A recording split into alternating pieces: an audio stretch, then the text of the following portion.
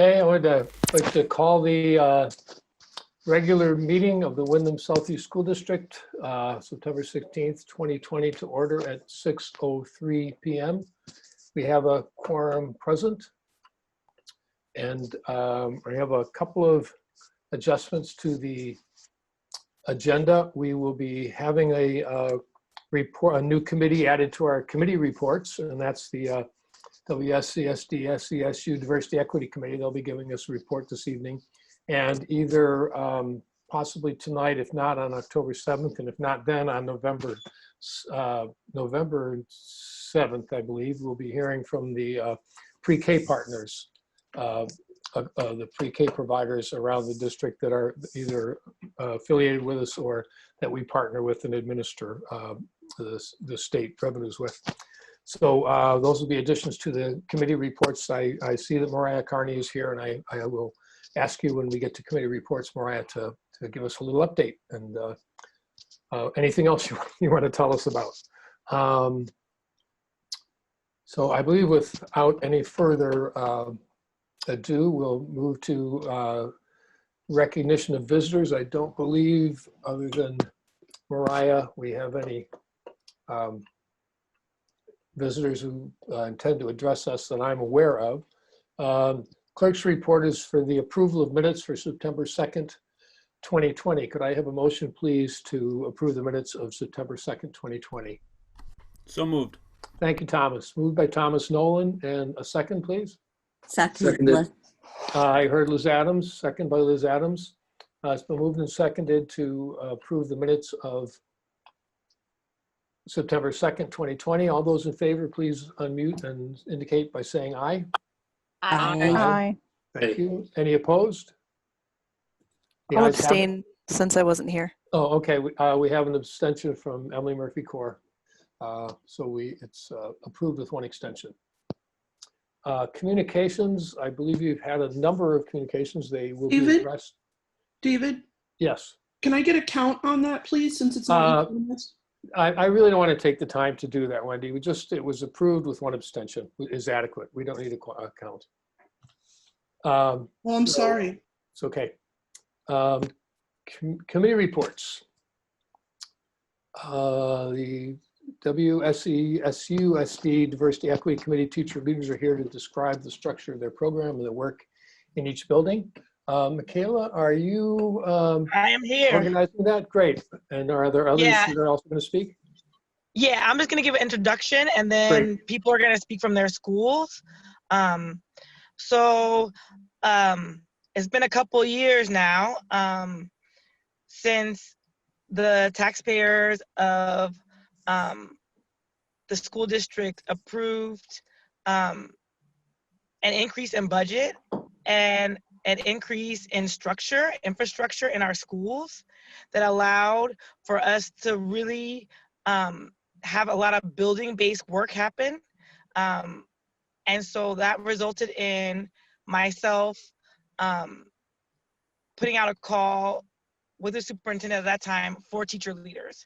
And so now most of the schools have teacher leaders, and they are active in their buildings. They are already working towards many of the aspects of the anti-racist commitment that the board approved in July. And so today they'll speak to that. So this is part of the infrastructure that we're creating to help support our movement towards equity in the schools. And I know we're doing that in multifaceted ways, but this is one of the ways, by having a central force and diversity work in each school, and someone who's in that building who's able to communicate with me and the diversity equity committee about what's going on at school. And that person also participates in study groups, and we're all like lifelong learners for sure, but these particular people are focused on diversity and equity and social justice in their lifelong learning. That's the journey that they're on. And so we didn't discuss who's gonna go first, but Shannon, do you wanna go first? Sure. Then I can stop sweating. Hi, everyone. I'm Shannon Kelly. I am normally the librarian at Green Street School. However, this year I am a 6th grade hybrid teacher. So that's exciting. Tracy Benet Perrin is also here, and she and I are co-teacher leaders at Green Street School. Last year was our first year in this role, and we got kind of interrupted midstream in March, but I am happy to report that we've done a bunch of work in aligning our goals with the board's social justice and anti-racist commitment. We met throughout the summer to work on short and long-term goals aligned to that document. And I'm also glad to report our school-based committee has grown. So it now includes staff from all grade level bands and teaching areas, including para-educators. So we're really looking forward to having a building-based committee to plan professional learning for our staff. And just to highlight a few of our main goals for this school year, the first is a faculty meeting devoted to diversity equity once a month. And our first topic will be centering equity in a remote and hybrid learning environment, reflecting on the spring and how we need to continue improving upon and evaluating our approach. We will also be working on developing student groups and parent caregiver groups within our school centered around issues of diversity, equity, and social justice. So we are in the process of communicating with our PTO and communicating with our students to see how best to meet those needs. And I just want to thank Michaela, especially in the last 6 months. I have really learned a lot from her about planning and facilitating large group discussions and PDs. So thank you, Michaela. Hopefully I can put that learning to use this year. Yay, thanks, Kelly. And I didn't ask everyone to report because these meetings sometimes tend to go long. So in the future, if you want to report from each school, we can discuss that, but I didn't do that today, David. No, that's not necessary. Okay. This is, well, it's kind of up to you, but, and your committee, but this is, the board really doesn't have a lot of information, at least not in an organized form or, consistent source of information on the work that the Diversity and Equity and Social Justice Office and this committee and the teacher leaders are doing. So this is so that we have an idea of what's going on and that we can better understand what we need to be looking at and what kind of support you need and where we need to be putting the emphasis to make sure that work continues to move forward, coordinated with all the other things going on. Thank you. That's amazing. So Eileen and Sarah, I asked both of you, so I don't know if you want to tandem or. Sure. Eileen, maybe I'll jump in and then you can fill in any gaps. Sounds good. So I'm Sarah. I teach 6th grade at Academy School. I'm doing hybrid this year. And much of what Shannon said is also true at Academy. We're leading discussions around race and other topics of diversity for staff. We're also offering lesson plans, and we're rolling out our LGBTQ Pride Flag lessons currently, which is really exciting. We're providing books for kids. And we're also suggesting books for staff is something I'm working on this year. Our focus for September was feminism. And so 9 people borrowed either Moxie or When We Rise, which are 2 young adult books that focus on feminism. We're also available as resources or a sounding board as teachers are thinking about including more diversity lessons in their curriculum, and we're continuing to learn. Eileen, do you have anything to add to that? I'll also mention that we're a larger school, so we did want to go with a more distributed leadership. So Anna Ocasio, our school counselor, is also a teacher leader. So between the 3 of us, we're working on goals for the year. We just had our first meeting and meeting tomorrow morning to discuss plans for our first faculty meeting. And we also, we hope to work on lesson plans that target younger audiences. We realize that lots of times our work, we tend to go straight to upper elementary students. And we realized at our meeting earlier today that we need to strive to find materials for younger learners as well. Otherwise, yeah, we're just getting going, really. You know, just in terms of the goals that we're making for this year and carrying on and picking up where we left off from last year. Thank you.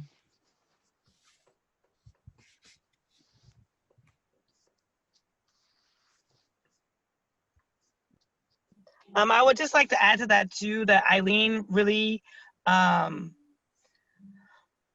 championed our summer book work this summer. And so that, and we're hoping to build in more infrastructure as kids are remote to figure out how we can support our kids in our current hybrid manifestation of school. And so for that reason, like, we're gonna meet more than once a month this month, and we're gonna see going forward, because we really are trying to build in infrastructure so we can support kids, but also so that we have support ourselves. Ellen Tumavikis.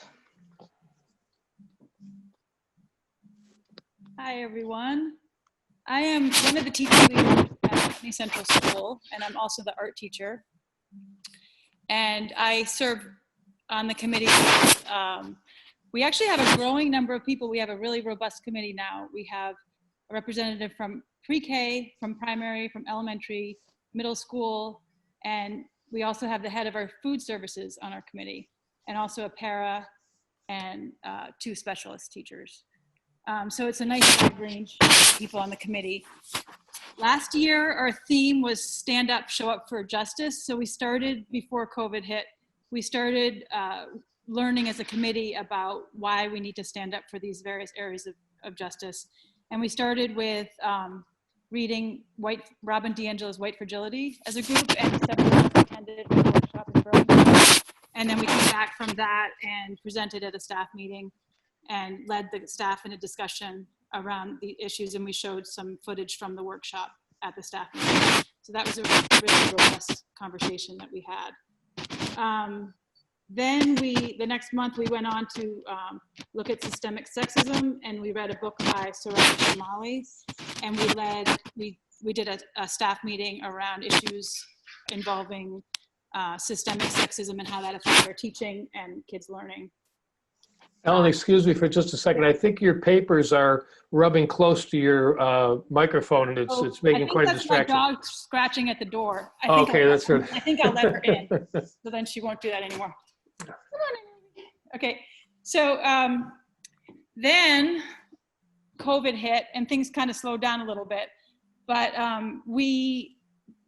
for the summer, we did, when everything started with George Floyd and the whole resurgence of the need for teaching about racial justice, we were able to purchase books for every staff member, and we were breaking up into groups, and we're going to have a book club within the staff, and then a sharing out at a staff meeting, and then we'll continue the book swap as we go along throughout the year. We have two staff meetings planned for October. We're going to be doing our book group discussion for staff meeting. And the September staff meeting will be reviewing the district commitment around social justice and anti-racism and brainstorming about how we'll begin the implementation of that. We're also working as a committee on how to connect with our town's equity committee, which has become a very strong committee, and we want to work on how to connect with them. They're currently planning a Black Lives Matter painting on the street in front of the school. So we're trying to, we had a conversation about that today. And that's where we're at in Putney.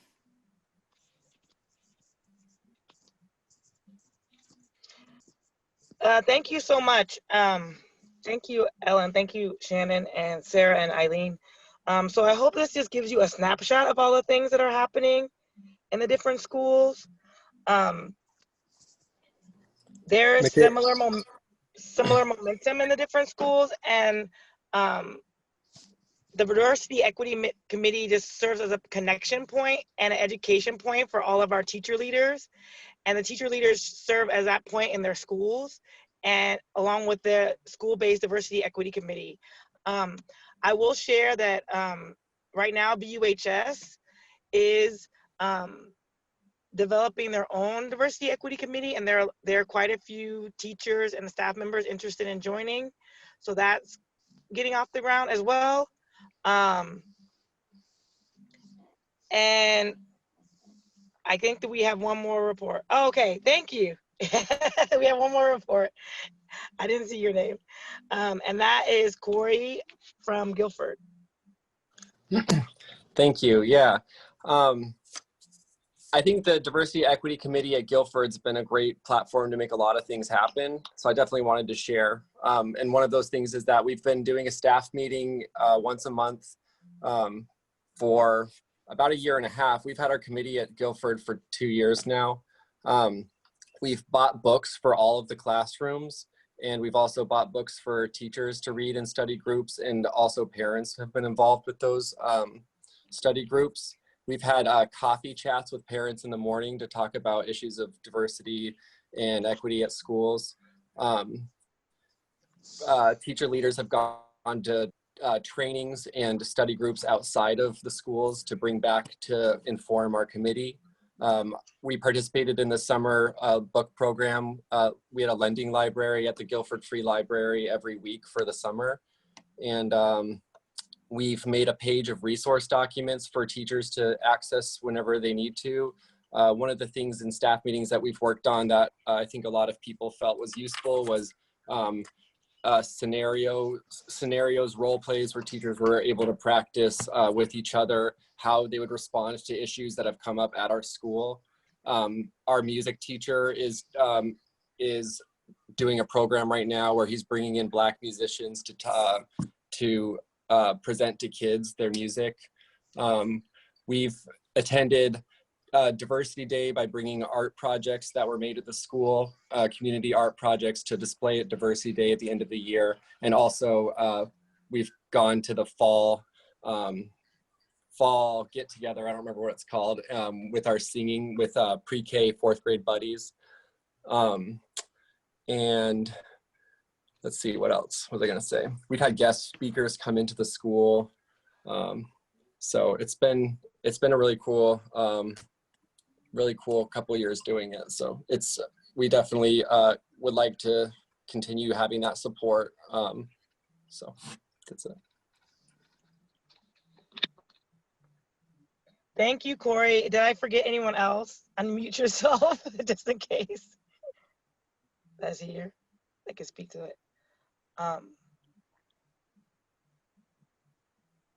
I just want to thank you, and like part of these equity committees, these teacher leaders are all part of retention of staff and moving towards retention, recruitment and retention, because it is a stabilizing force within the schools, and having community in this way and building community this way also, and people can correct me, I feel like it's reinvigorating for me. And when things are difficult, we have each other and we're all working towards the same goal, and we can touch base with each other and bounce ideas off of each other, which I think is really important, because equity work can be difficult, it can be isolating. And so these connections among ourselves and with our peers are really very important. And if anyone wants to speak to that, please do, or disagree with me, that's okay too. If anyone wants to respond, go ahead, Eileen. I just want to say that a lot of thanks to Michaela's leadership. I've been working with you, I think, since 2014, and it's been really wonderful to see all of our initiatives growing, especially in the last couple of years.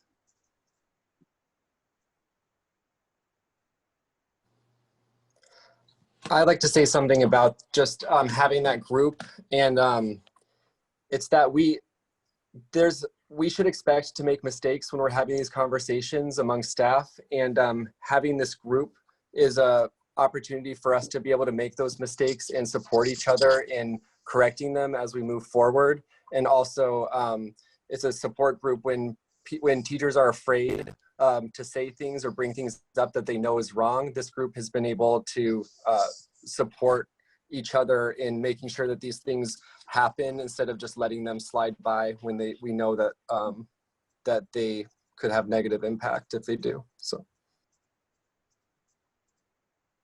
I just want to echo what both of you just said about Michaela's leadership has been so encouraging and so inspiring, especially when you get into murky waters, which is easy to get into in this area.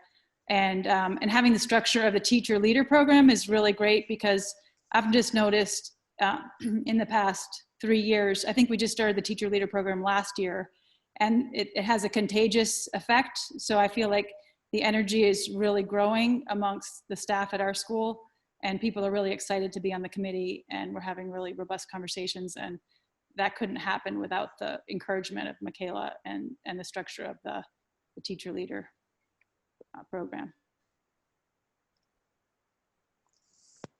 Oh, well, thank you. I want to just invite the. So call Ben back and say that you'll call him in like Tara, 30 minutes. Would you mute, please? So I wanted to thank you for coming. It's been well, as Michaela said, almost into the second year of the since the district voted to support the addition to give almost adequate support to the district. And as I'm sure you all know, but everybody in the meeting may not know, the board adopted the diversity and equity committee's commitment, the 8-point commitment to anti-racism and social justice. And a big part of that was creating space and resources for teachers to do the internal work. So I wanted to, I wanted to invite the board members first, and then the public, if they have any questions or comments. Please, if you're not familiar with Zoom, at the bottom, if you click on the participants, it's down the bottom, it says raise your hand, or somewhere along on the bottom it says raise your hand, and if you click on that, I can see that you want to speak.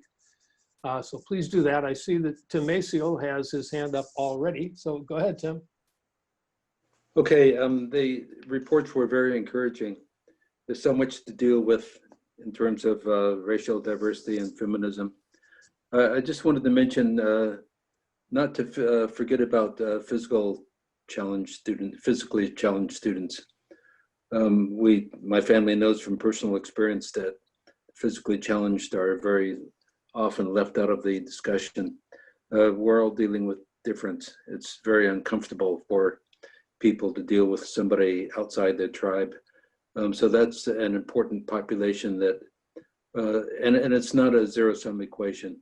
When you learn to deal with difference, when you learn about yourself as a member of a tribe, then you can rise above these knee-jerk reactions and become conscious of our biases and prejudices and become better students, better teachers, better people. Thank you, Tim. Any other questions or thoughts from board members? Or any members of the public that have a question or inquiry or any thoughts on the information we just received? Well, you folks did a great job. You quieted everybody down. I did want to point out a few things. One is that I wanted to ask how many schools do or don't, whichever way you want to phrase it, have teacher leaders on staff sort of leading these efforts? Right now, the Career Center, and I know Nancy Weiss, we haven't had a chance to talk, but the Career Center doesn't have anyone at this time, and Vernon doesn't have anyone at this time. Okay, great. Thank you. And the EES just contacted me because they have people interested, but those are the only 2 schools. Great, thank you. Well, I see Emily has her hand up too, so why don't you go ahead, Emily, before I say anything else. So thank you everyone for presenting out. It sounds like there's a lot of infrastructure being built and wonderful initiatives going on, and I really appreciate hearing about them. We don't always have a chance to hear from teachers and folks that are on the ground doing the work, so that's great. My question is, I think it's directed at Michaela. I just wondered, was the teacher leaders an infrastructure that was in our diversity document, or is this a way that we're actually going to be implementing our goals through that are in the document and then tracking them? Because I'm just wondering, like, how to synthesize all this great information into, you know, like a little bit more quantitative or qualitatively into the goals. So I would say that it's part of the infrastructure of how we're going to implement our goals. The teacher leader idea was part of the ask when we asked the town for the money. So it kind of predates the anti-racist commitment, but it definitely is the infrastructure that's going to help support those efforts in each school. And we have to remember that these are all people with full-time jobs, and like I'm the only one whose full-time job is for equity work, and so they do receive a stipend, but we have to also be careful about how much pressure we put on them. So I want to just say that about balance, but for sure they are part of how the anti-racist commitment is going to be actualized in the schools. I don't know if that helps. Yeah, no, that helps a lot. I just was trying to conceptualize how all this work is coming together because you guys are doing so much. So that's really helpful to know that they're like one piece in the puzzle, in that, you know, they'll be fulfilling some of the goals, but they're actually predated the document. So it's kind of like they'll be back feeding in. So thanks, Michaela. Andy?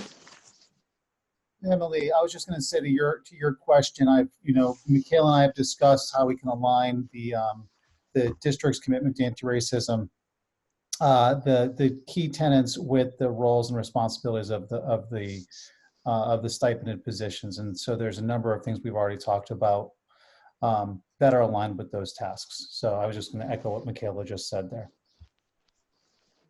Thank you. Any other questions or comments from the board? Well, the only other thing I wanted to mention is that one of the things that makes this work hardest is finding time to do it.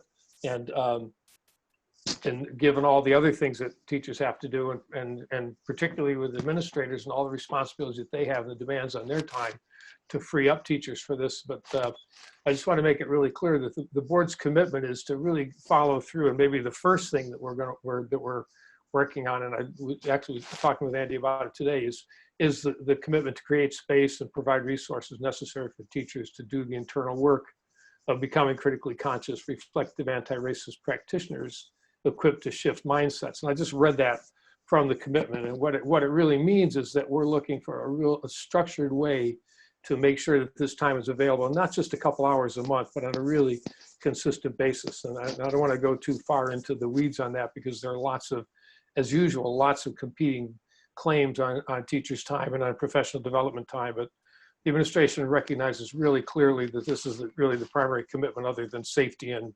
education. This is the primary commitment and initiative for the board this year. And you're going to find that you're going to have the teacher leaders and the people you're working with are going to have opportunities to really dig into this work this year, despite all the other things that are going on, or along with all the other things that are going on. So I just wanted to re-emphasize that, because it's easy to get lost in the day-to-day intense actions that happen in schools every day. So once again, any other questions or comments from the public or from board members or administrators or anyone on the questions for the teacher leaders? Okay, we'll move on to the next committee report, and actually this is this is the other new one that we're adding, our pre-K partners.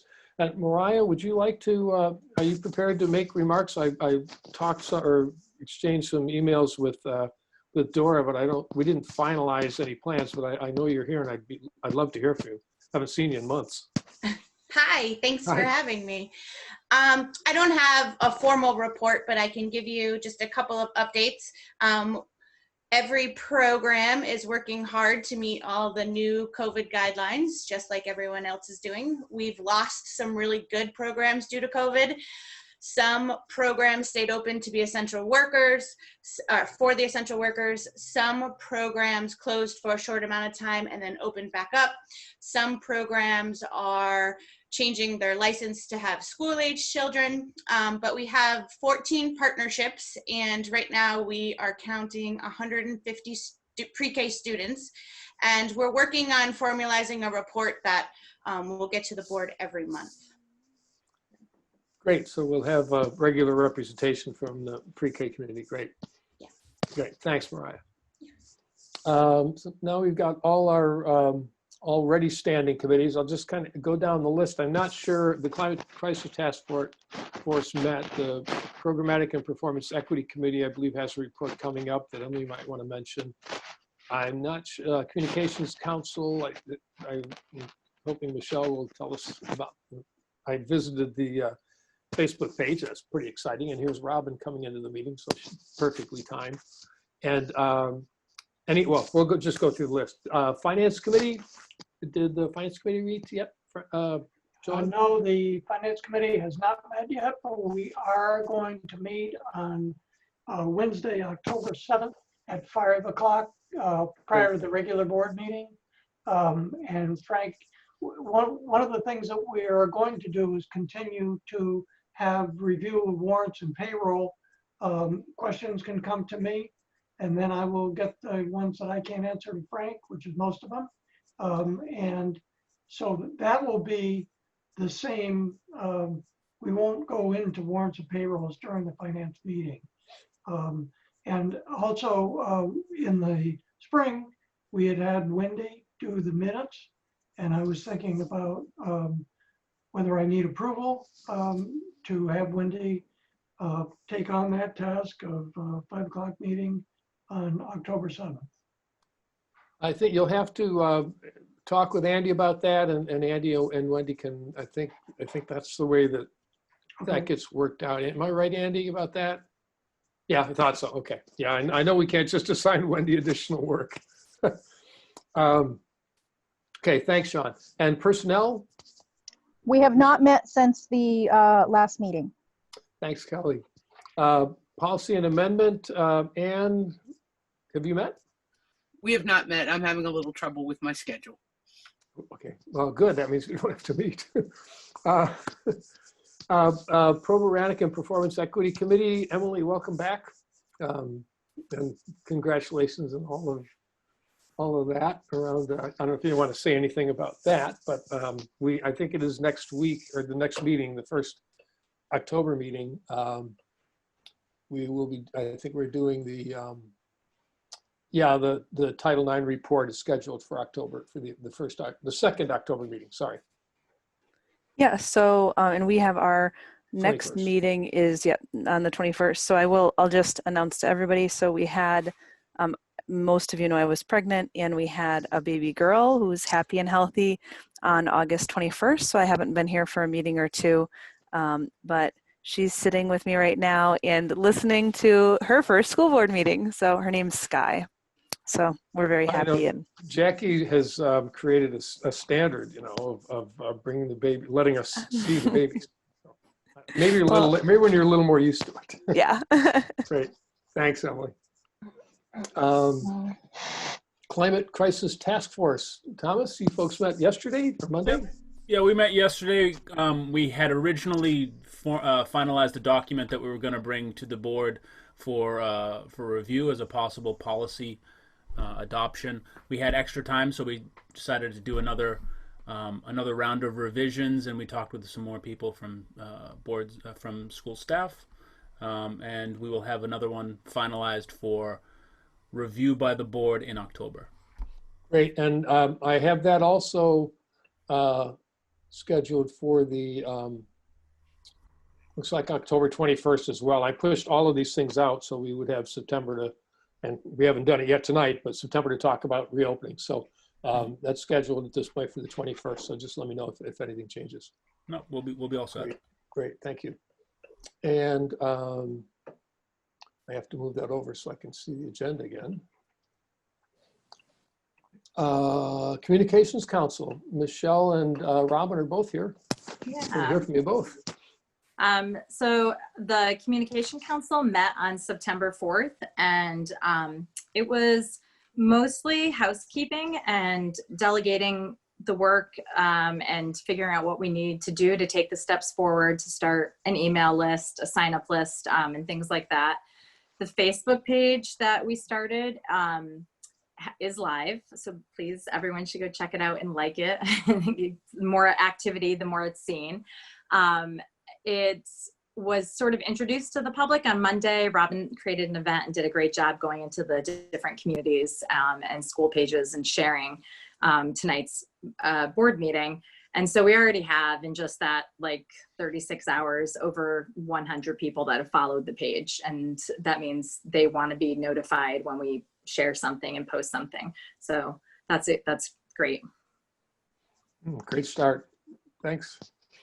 Thank you, Robin. Oh, she's being shy. The Social Justice Committee. Yep, we met as well. We discussed the implementation of our policy, of our commitment. And one thing we have particularly is to bring to the board to discuss adopting 4 questions to ask with all hiring, to either highlight or to hopefully get to the bottom of finding a way to make the workforce more diverse. And I don't know if we're going to bring that up now or if we're going to bring it up later. I'm not sure what I think now would make the most sense as part of your committee report, and we certainly can do motions. Yeah. Motions are in order pretty much at any time. I don't have them written up so I can share them. I have them. Okay, let me share you. I can read them. My desktop is not ready. Oh, okay. I'll read them. Okay. So read them slowly, and actually, Wendy, we'll send them to you so you don't have to afterwards. write really fast. So Great, thank you. So what we voted to propose to the board is for every hiring situation to ask these 4 questions. 1, how many applicants did you get? 2, how many were BIPOC, Black, Indigenous, people of color? 3, is the proposed hire BIPOC? 4, what efforts were made to specifically find BIPOC candidates? And we are having a terrible time diversifying the workforce. And we all know that. We feel that asking this question with every hire, as monotonous as it gets, will maybe break us out of the rut. So we thought that this was a good way to remind us at every moment of hiring somebody to look into what efforts were made and what progress is being made. Right. So the questions are, how many applications were received? Mm-hmm. How many of the applicants were Black, Indigenous, or other people of color? Is the nominated candidate a Black, Indigenous, or other person of color? And what efforts were made to identify qualified candidates? Mm-hmm. Those are okay. So could I have a motion to that effect, and then we'll explore it?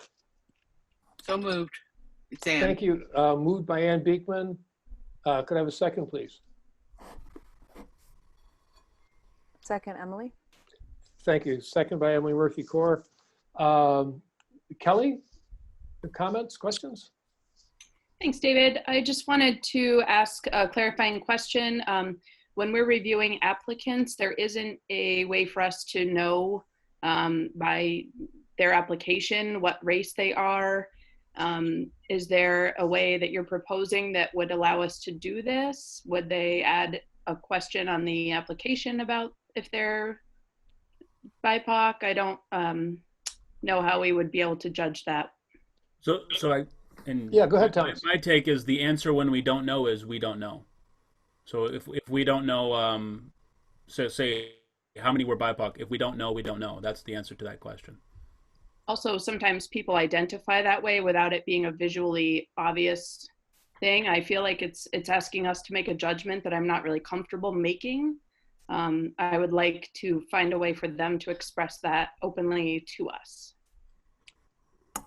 I think that's something that I think it must have been the committee that talked about it, because I know there was a conversation, and one of the things was, and again, this is something we can explore. We're not, this is one of many questions that I'm sure will come up in the process for us to work through. But having a question on an application that asks someone if what their background is in terms of having worked with the Diversity Equity Committee or having experience in, I'm not sure how to articulate the various things that would indicate that someone really has a background, even if not they're not a member of one of those groups, but that would give some indication. But again, you're right. We can't just ask people about that. So it's something we're going to have to think through. I'm sure we're going to have lots of ideas and thoughts on it. So yeah. Part of we're not going to make you do anything illegal, Kelly. I can promise you that. So part of this is to make progress, and part of this is a survey to find out where we are and what we know. And we know that it's difficult. We've talked at length about that, yeah. But the point is to at least be cognizant of where we are. Great. That's the point. Andy? So Dave, a couple of questions just to clarify. So this is not voting on the questions wasn't an action item on the agenda. So is that something that, because it's not an action item on the agenda, would you be voting on it? That's just the one clarification, but just for background for the rest of the board. I did ask Stacy Musso, our Director of Human Resources, along with Diana Wally and Michaela, to pull together, and the Diversity Committee at the school level, to look at our process and to identify what's a smoother process that we would do for recruiting candidates. And so this is I would like to see, I would just recommend that we identify what that process is, whether it's identifying where we reach out to, what job fairs we identify, who are the contact points with Barb Nowakowski when there's a new posting, for instance. She has a listserv that she emails out to. Who does she contact? That's all, like that heavy lifting is the group that we would be looking for support from Michaela and Diana and the Diversity Equity Committee to kind of help us do that back channel work to refine our processes. So I would ask one if we could kind of develop that process, share that process with the board before you would vote on the questions, because I don't know, in absence of having that, all these minds working on it, I don't know what we're going to get for a different set of answers to those questions right now. The process question, I don't know. I do know that under Robert's rules, a motion is always in order. So we can make the motion. It may turn out that because we didn't warn that we were making it, it may be an issue, but typically, well, we'll find out. I think that there's a lot that we probably should at some point have a review of because there have been several conversations about how are we going to assure ourselves that we get more, that we're making a really constant and consistent effort to attract qualified candidates of color. And I know that with the new HR director and some of the things you just mentioned, and the groups and the high school people that we're looking to do some 1% work in figuring all that. I know all that work is going on, and that's going to have probably a greater impact than this. But it's also going to take a long time, and it may be that we want to pare it down to how many applications, and then identify what specific efforts were made to find Black, Indigenous, or other people of color, and having that be part of the process. That might be a more manageable approach to it. And just for people that haven't been on boards or board meetings or worked in municipalities or school districts where there's a lot of controlling statute, it's not at all unusual for a committee to bring a proposal to work through for hours and hours and hours on a proposal, and for it to come to the board and get altered. And so, this is very much in order right now for us to be asking all these questions and deciding what other questions we need to have and to not make a decision tonight. That's all perfectly in order. And then after we do all of that, the annual meeting can get together and change it yet again. So that's just how things go. And so that's where we are in this process. And the committee brought this forward because they feel an urgency which is broadly shared across all our communities that we need to be doing much more work and making a much greater effort to provide models for all of our students and to provide diversity in our workforce. There's just no question about that. And I don't think there's anybody here that isn't fully committed to that. So I just wanted to say all of that before I asked Kelly what her thoughts were.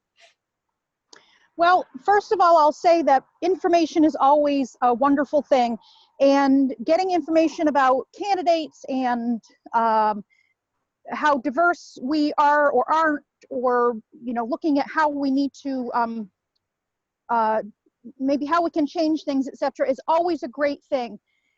My concern would be we may have the best of intentions, but my concern is when we're talking about questions being put to applicants, candidates, however you want to put it, and whatever level they are in the process, my concern is liability. And I think that before there's any official, these are the questions that should be presented to them, or this should be part of your interview or whatnot, I think that there should be some questions of an attorney to just clarify that we would be covered, legally. That and again, we may have the best of intentions, but just we're talking about human resources, we're talking about interviews, we're talking about things like that. So that would be my request, or my thought would be that we probably need to have some legal advice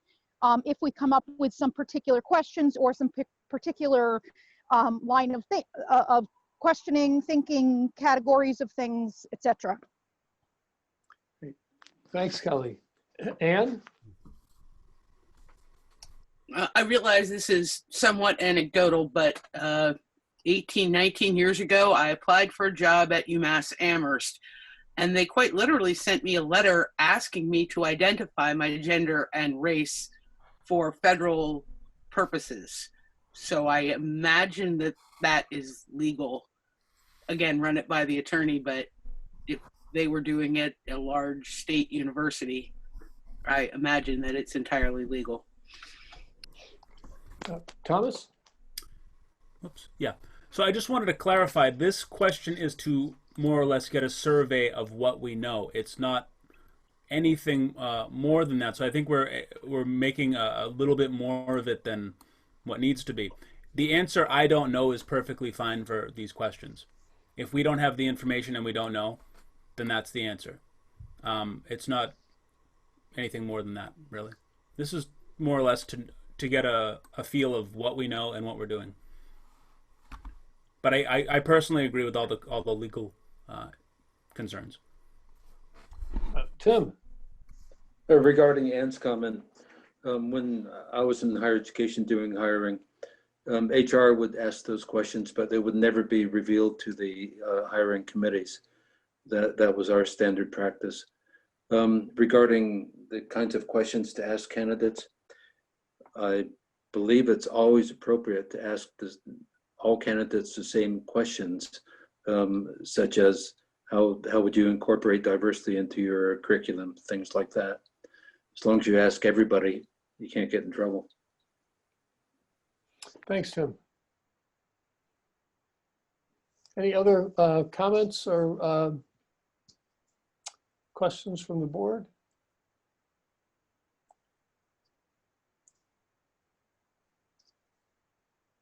Thomas, shall we go ahead with the vote, and with the expectation that we will check with an attorney to make sure that we're not moving in an illegal direction. But I think that's a separate concern. Yeah, it is. So yes. Okay. Okay. Well, we have a motion to to approve the following, the 4 questions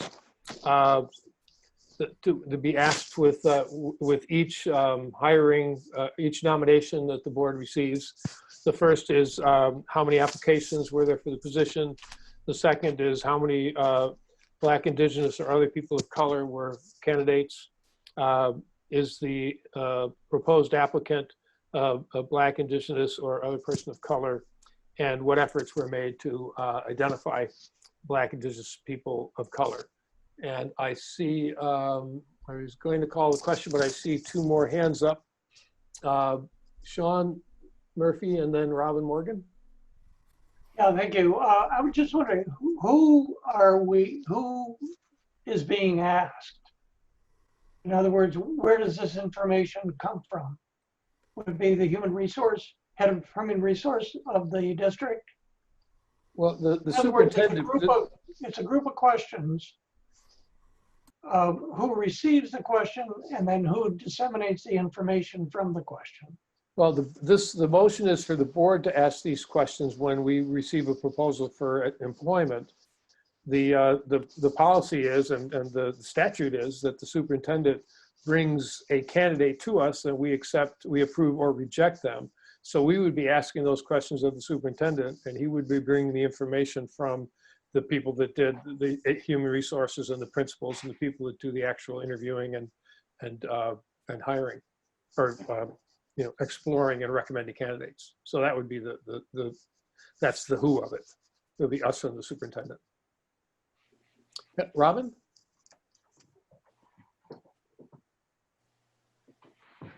Hi. I just wanted to acknowledge sorry, doing this on my phone. I hope I'm coming through all right. The question that Kelly asked was a really good one, because I think the intention of this seems to be to have accountability and measurability of the intentions of the board to diversify the hiring. But if there isn't a way created for principals or administrators to know the answers, then just having to answer "I don't know" every single time seems like it's just giving lip service to this idea rather than something measurable. So I wonder if you might want to reconsider that question, or at least make it something more like, do we know of any, or do we know of candidates of color, instead of how many were there, because it just seems likely that the answer will always be "I don't know," if we're considering that most of the applications come in on paper first and only a few of the people are interviewed. And I also just want to echo what Andy said about the fact that the bulk of this work needs to be on the getting the recruitment side of this going. And that I think that's where the board's energy should really focus on, researching and finding out ways to attract a more diverse spread of candidates.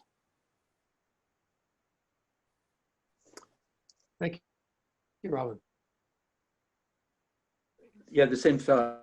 Board gets the answers to these questions when a candidate is presented for approval. It's too late. So we need to be assured that when the recruiting process starts, that these measures are in place. It's about timing. Thomas, if you want to respond to any of these or talk about the committee's process, feel free. Just to reiterate that this is mainly a survey of what we know and what we don't know. We're aware that it's difficult, and we're aware that the majority of this is in outreach and where we look for candidates. But at the very least, we have to know, I believe we have to know what the current situation is. I think there's also a value for people who are doing the seeking right now and the interviewing, to know that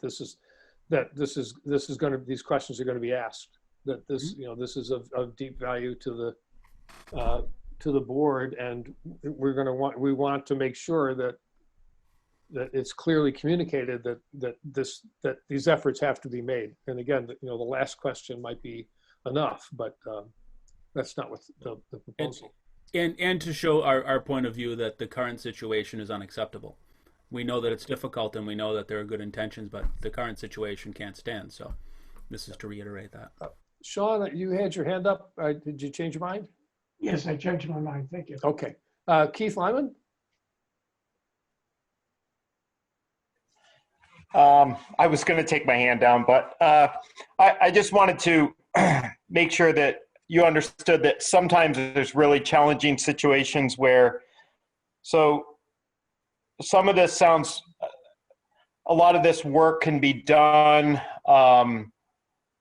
when we have like an opening in January or February for the following year, but we often get resignations in August and we're scrambling and it might, there can be some challenges regarding timing of these things as well. So I just wanted to make sure you're aware of that. Andy? Thanks. I just, I can't reiterate, thanks, Robin, for reinforcing the point. The efforts in recruitment are probably the greatest efforts, and to have that streamlined and consistent process. But the greatest thing we can do right now is to ensure that our marginalized students have the best experience within high school, and that our students find success when they're in high school so that they can find their way into post-secondary teacher preparation programs.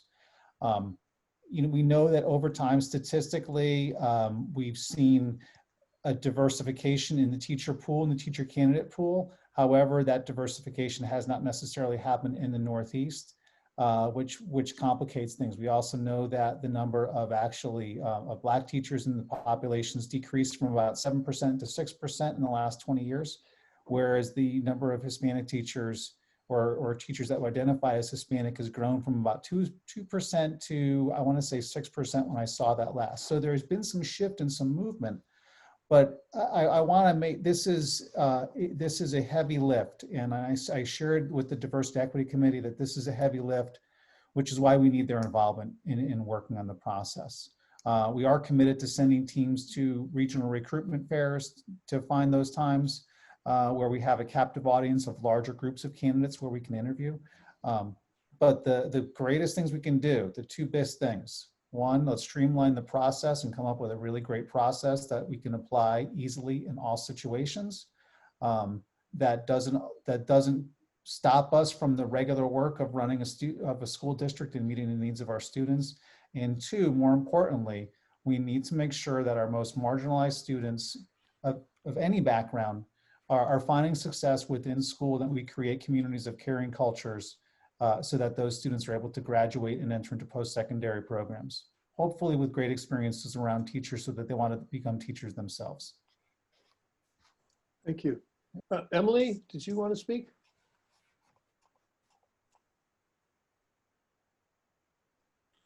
No, I didn't have my hand up. Oh, okay, you were unmuted. Okay.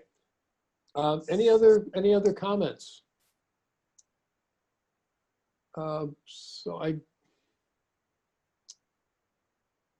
Well, hearing none, we have a motion that's been moved and seconded. So unless there's a motion to table it or something else, I will call for the vote. Would you like me to read it again? It's been a couple of times. Yes. Okay. The motion is to adopt the following 4 questions to be asked with anytime we have a recommended hiring of a new employee. 1, how many applications were received? How many of the applicants were Black, Indigenous, or other people of color? Is the recommended applicant a Black, Indigenous, or other person of color? And what efforts were made to identify quality candidates, Black, Indigenous, or other people of color? So all those in favor, please unmute and indicate by saying aye. Aye. Aye. Aye. Aye. And all opposed? Any abstentions? Then it's unanimously passed. Okay. And I will check on whether whether we can do what we just did, because it was not a Warren decision. It was part of a committee report. Sean, a question? Yes, before we leave the Social Justice Committee, I was kind of wondering which date Thomas was originally referring to, because I believe we had two other meetings, one on Thursday, September 3rd. I'm sorry, I and forgot. I think we did have another one, and those two were interviewing people that can bring help to the district in terms of specific questions concerning racial justice or social justice. Yeah, I can comment on that. I totally forgot. Thank you, Sean. Great. We had our main meeting earlier in, I'm sorry, I forget the date, but we've since had two special meetings to briefly discuss possible training or help from outside, I don't know if educators or vendors, basically, people who can help us with board level, administration level, and staff level training on implementing our commitment. And we've done two of those, and it looks like we'll hopefully do a couple more. Sean, a follow-up? Yeah, I do have a follow-up. That is going to be one of the things that I had asked Frank whether we could put it on the finance subcommittee meeting on the 7th of October. And that would be to, if we do have proposals from these individuals that Thomas was just mentioning, that we could look at the proposal, look at the dollar amount, and start thinking about, funding such a thing. Great. Thank you. Anything else from Social Justice Committee? That's it for right now. Okay. Carrie, I hope we didn't have an SU board meeting, because I missed it if we did. We did not have an SU meeting, so you haven't missed it. Andy and I spoke the other night about trying to get one scheduled. So hopefully you will see it end of September, early October. Great, thank you. You're welcome. And Leadership Council reports. Have any leadership councils met that would like to report their actions? Michelle? Yep. So Dummerston met on September 3rd. And I just want to give a shout out to Julianne, because she's done a phenomenal job with just reporting and answering questions and making sure that parents feel like they have the big picture. So that meeting was really just all about reopening and what they're doing and questions and answers. And it's really been appreciated by the families that are participating. I know that. There is a new member that joined the Leadership Council, and I'm sorry, I didn't remember until I saw my notes today. I don't know if I needed to let you know ahead of time, or if we could just make a motion to approve her and add her on. Yes. You move to add. I move to add Carrie Newton to the Dummerston Leadership Council. Okay. I'll second that, just to get it to move it along. All those in favor of adding Carrie Newton to the Dummerston Leadership Council, please unmute and indicate by saying aye. Aye. Aye. Any opposed? Great, thank you. So thank you. Carrie is with us. Sean Guilford, evening. Oh, you're muted. Sorry about that. The Guilford Leadership Council met on September 4th, and where there were 10 people in attendance. And I would mimic what Michelle just said, and I would say it towards the principal at Guilford, John Gagnon, did an excellent job in terms of the rollout of the school year. And we also had a member of the Guilford Town Planning Commission, and trying to align the things that are in the town plan and Guilford School. So that was really interesting. So there'll be some more work to try to coordinate that alignment between the town plan and the Guilford School. And we talked also about some of the outdoor buildings that are being constructed. And it's a tremendous volunteer effort. I think in the last couple of Saturdays, they put up a, I think it's 20 by 24 building directly adjacent to the school. So they'll be ready to do outdoor learning, or maybe they've already started using it. So that was pretty exciting. I was talking to a friend of mine who worked a couple of really, really long days trying to do carpentry work, and it was all volunteer labor. So that was pretty impressive. So thank you. Great. Thank you, Sean. I don't know if people have had a chance to drive by many of the schools, but they look very different from the outside. There are tents and structures and bicycle paths and all of this really remarkable amount of activity going around outside those buildings. Ruby. Hi, my name is Ruby McAdoo, and I am the clerk of the Putney Central School Leadership Council.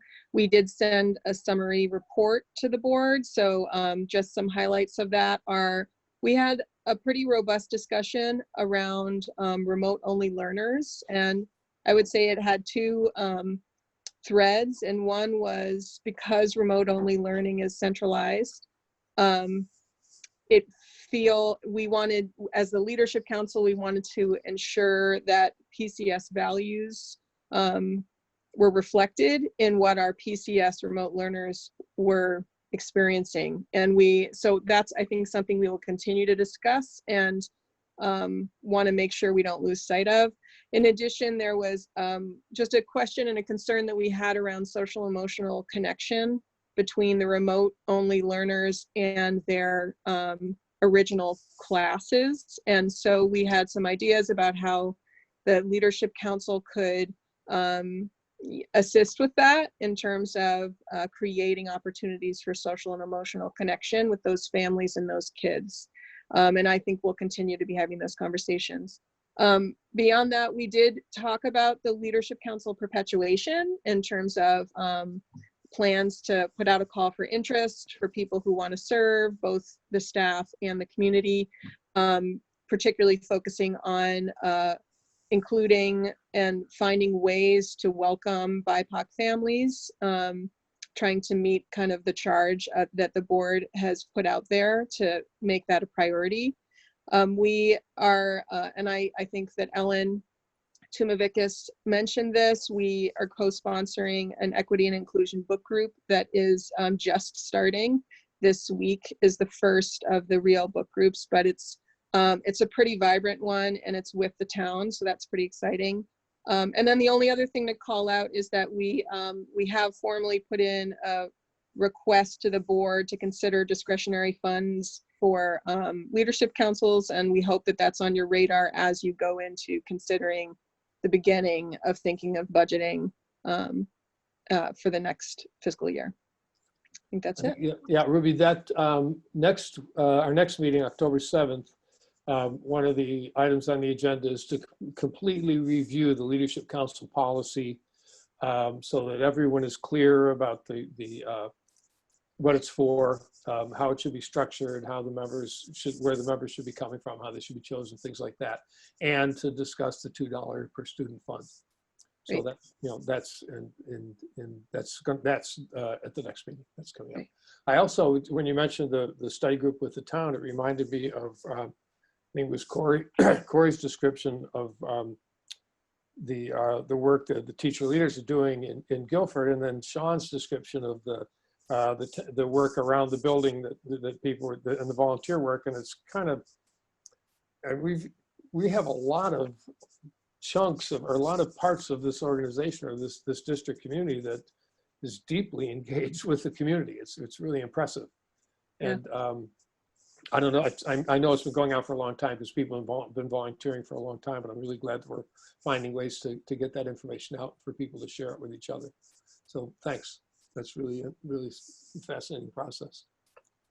Jackie. Hi.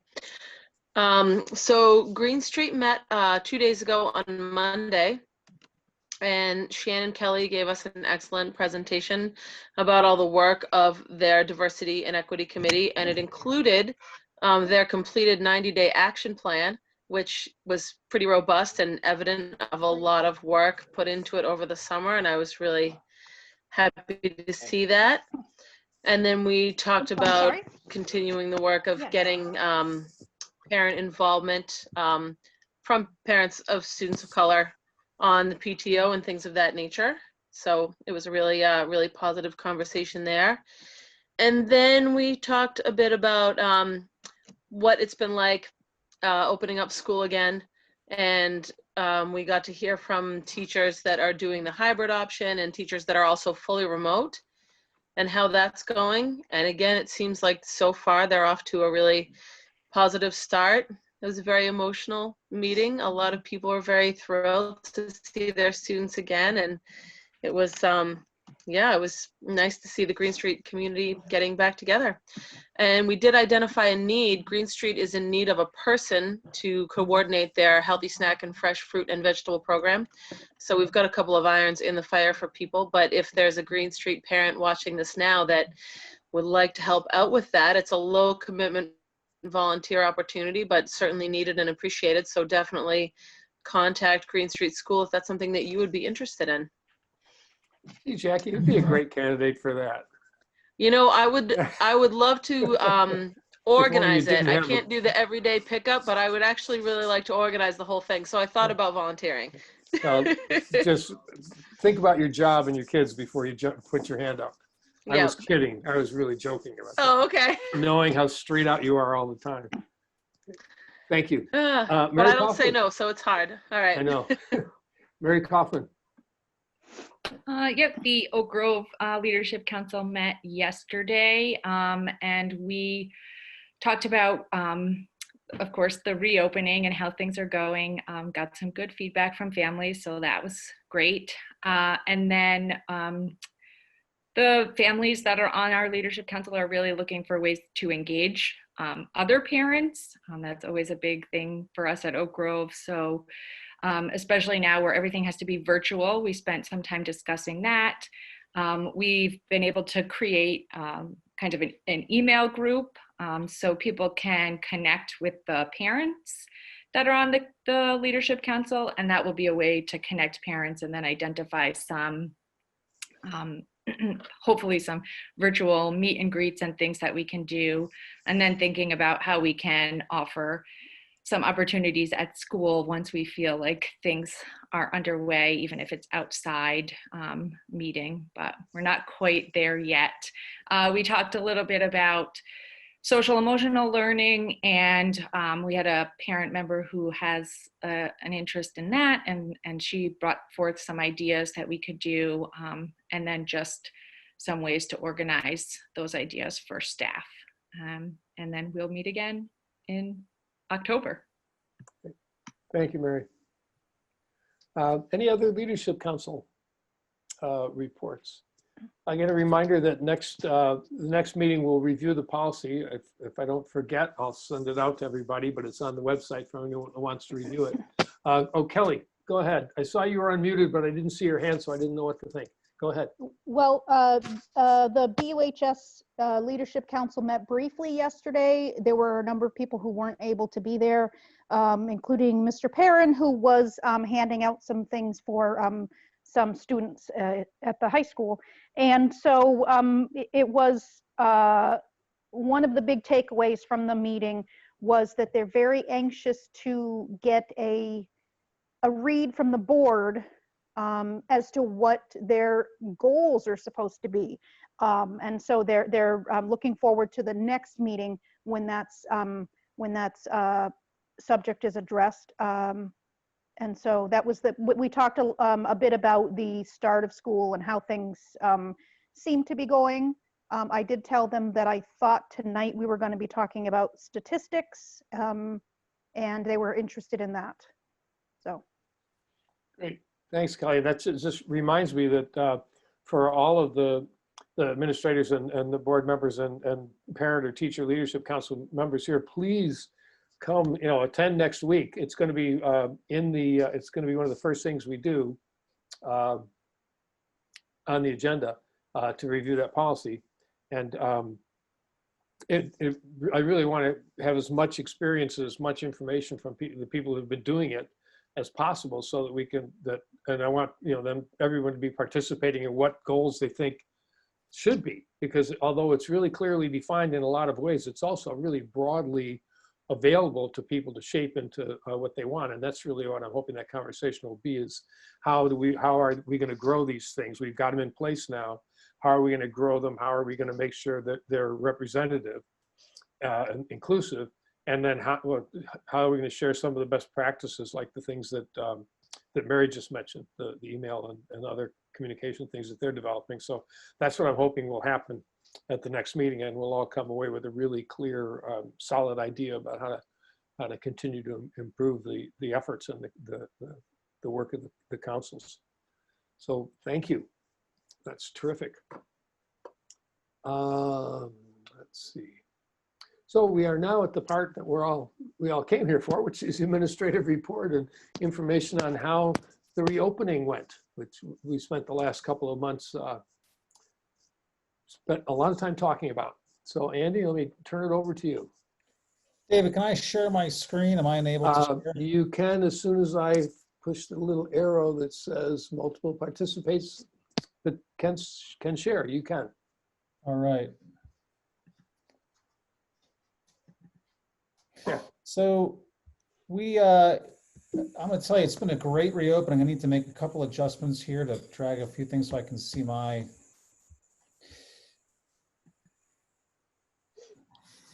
I'm having technical issues now myself. So wrong button there. There we go. So we'll talk a little bit tonight about status of our reopening, some of the professional development and support structures that we've put into place, some information around enrollment, talk a little bit about attendance processes, busing, internet access, some of our next steps and challenges that we're seeing with things. So I'll try to be, I know Frank has some important information to share as well. So thus far, I would say that it's been an incredibly successful start. I spent time in the first week visiting all the schools. Guilford was the last school I was able to get to visit this week. I had missed them the first couple days. In looking at things, the processes are all pretty straightforward. This certainly was an opportunity for a lot of confusion and for some things that may have gotten in the way of kind of smooth sailing, but things are really predictable and routine for kids and for adults. There are clear directions for travel when needed. The buildings look absolutely phenomenal. And it's always magical coming back from summer and seeing a school and the work that's been put into place over the course of the summer and how hard the custodial maintaining crew works on the facilities. And in this case, it did not let down. The buildings were spotless, they look excellent, and all the extra work and attention that went into place around orienting students and families and staff to where kids are supposed to go all was well received. So we're continuing forums with remote families, for families and students for tech support. We've identified needs for tiered supports for staff and students. We know we have new functions and applications are being rolled out regularly.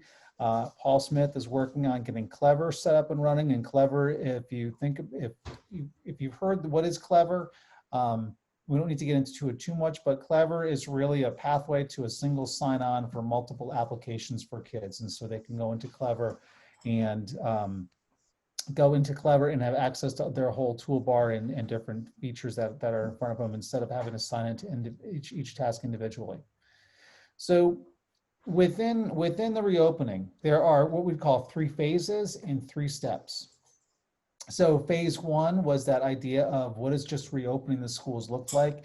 And that was what really started in July for us and went all the way up until September 8th.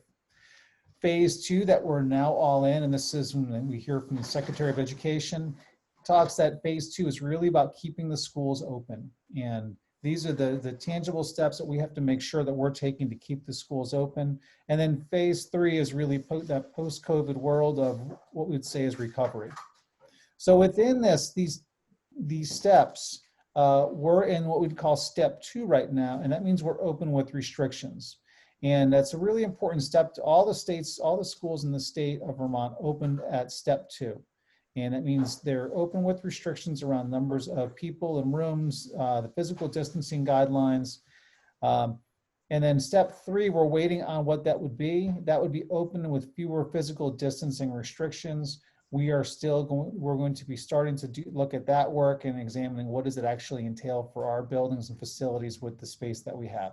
And then post-COVID, we are fully open and back to as normal as pre-COVID as possible. So within step 2, if there's ever a transition to step 3, the Agency of Education and the Department of Health, sorry, there was a typo there, would notify us when we would be moving to step 3.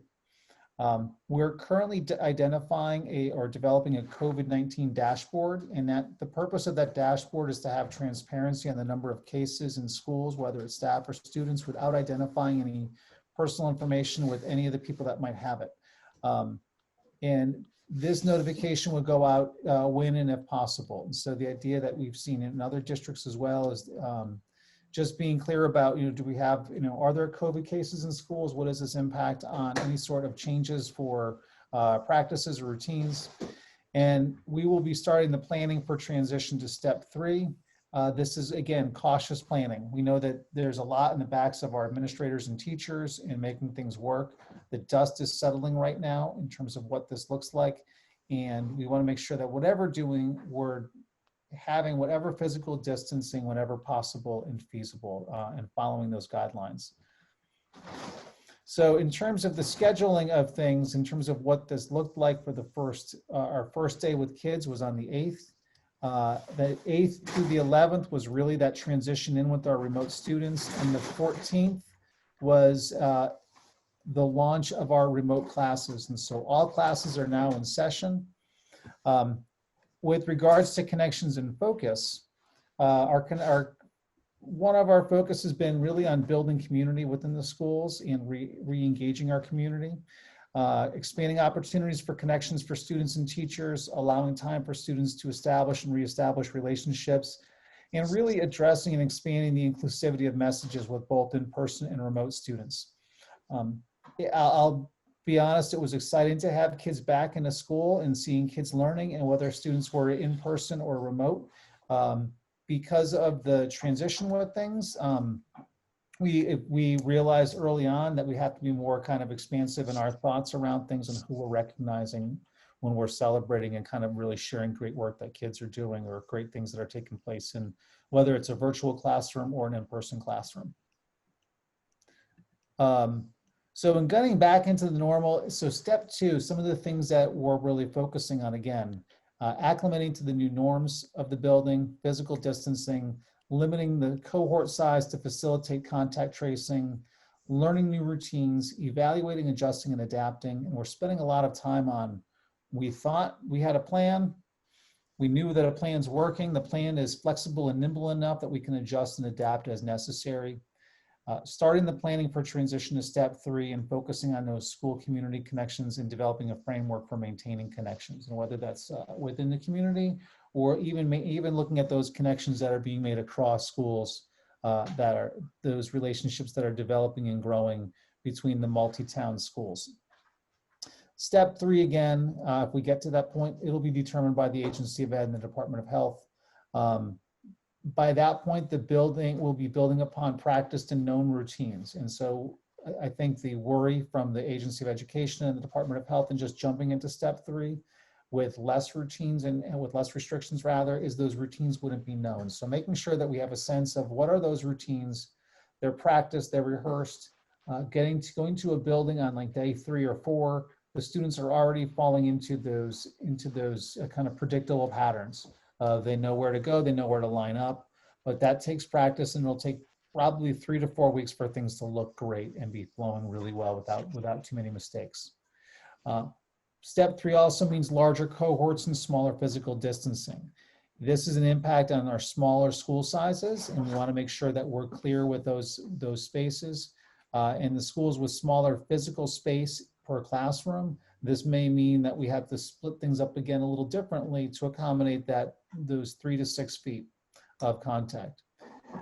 Mixed groups also means challenges to contact tracing. So contact tracing would be what happens if a student or someone in the building was identified with having a positive COVID case, and the Department of Health would be contacting families with people that they had close contact with. And so having those larger groups together and being at step 3 just means we need to be really clear about those practices and knowing where kids are and adults are at all times. We're continuing to evaluate the capacity for more days of in-person instruction, and we are assessing our ability to provide in-person supports that otherwise are provided remotely. And so we're looking at these items and determining what this would be like. So we started off, we had 7 days before kids got here. That was created by adjusting the calendar and making some modifications to what the existing calendar was. We're still waiting on hearing from the legislature if they're going to give us any relief on the number of student days. If there is relief to that, we'll put those professional development days at the end of the year. But we had 2 district days. We had workshops that were run through our curriculum and assessment, our curriculum and instruction team and the coaches that focused on grades K through 8. And the high school had its own set of professional development.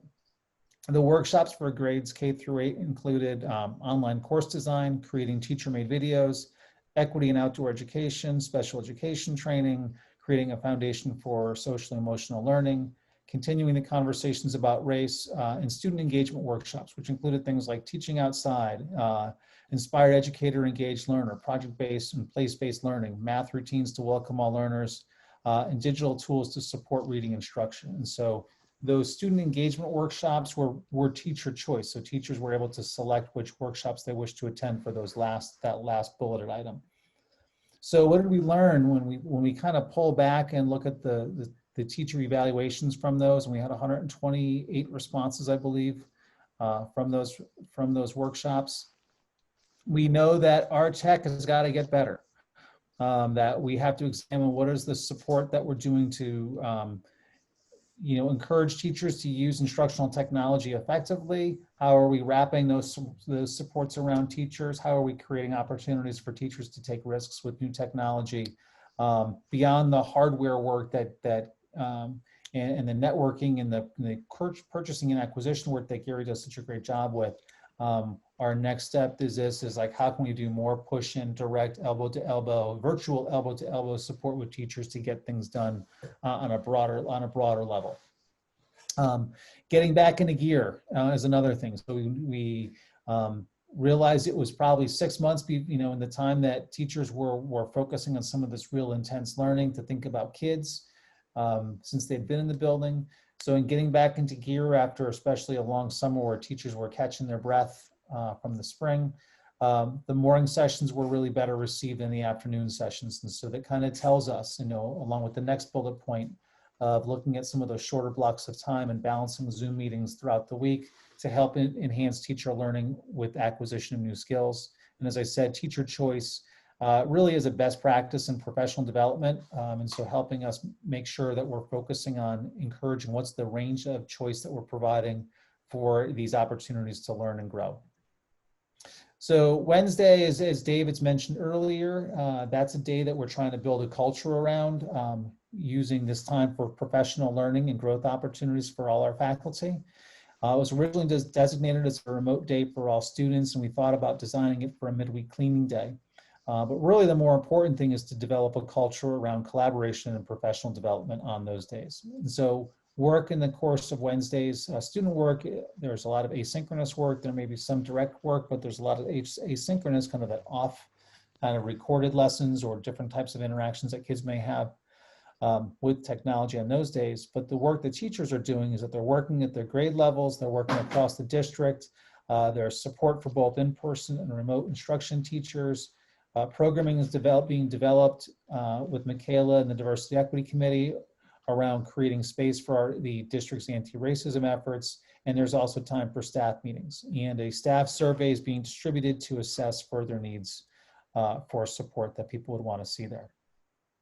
So our enrollment statistics, and The remote numbers remain slightly above 26% for the district. This is kind of similar to what we're seeing trends nationally. The remote numbers are higher in some of our smaller schools, but lower in other schools. And so the sample sizes, individual schools really isn't statistically significant enough to kind of to make adequate comparisons from school to school. But we know that the numbers across the district is, a little over 25%.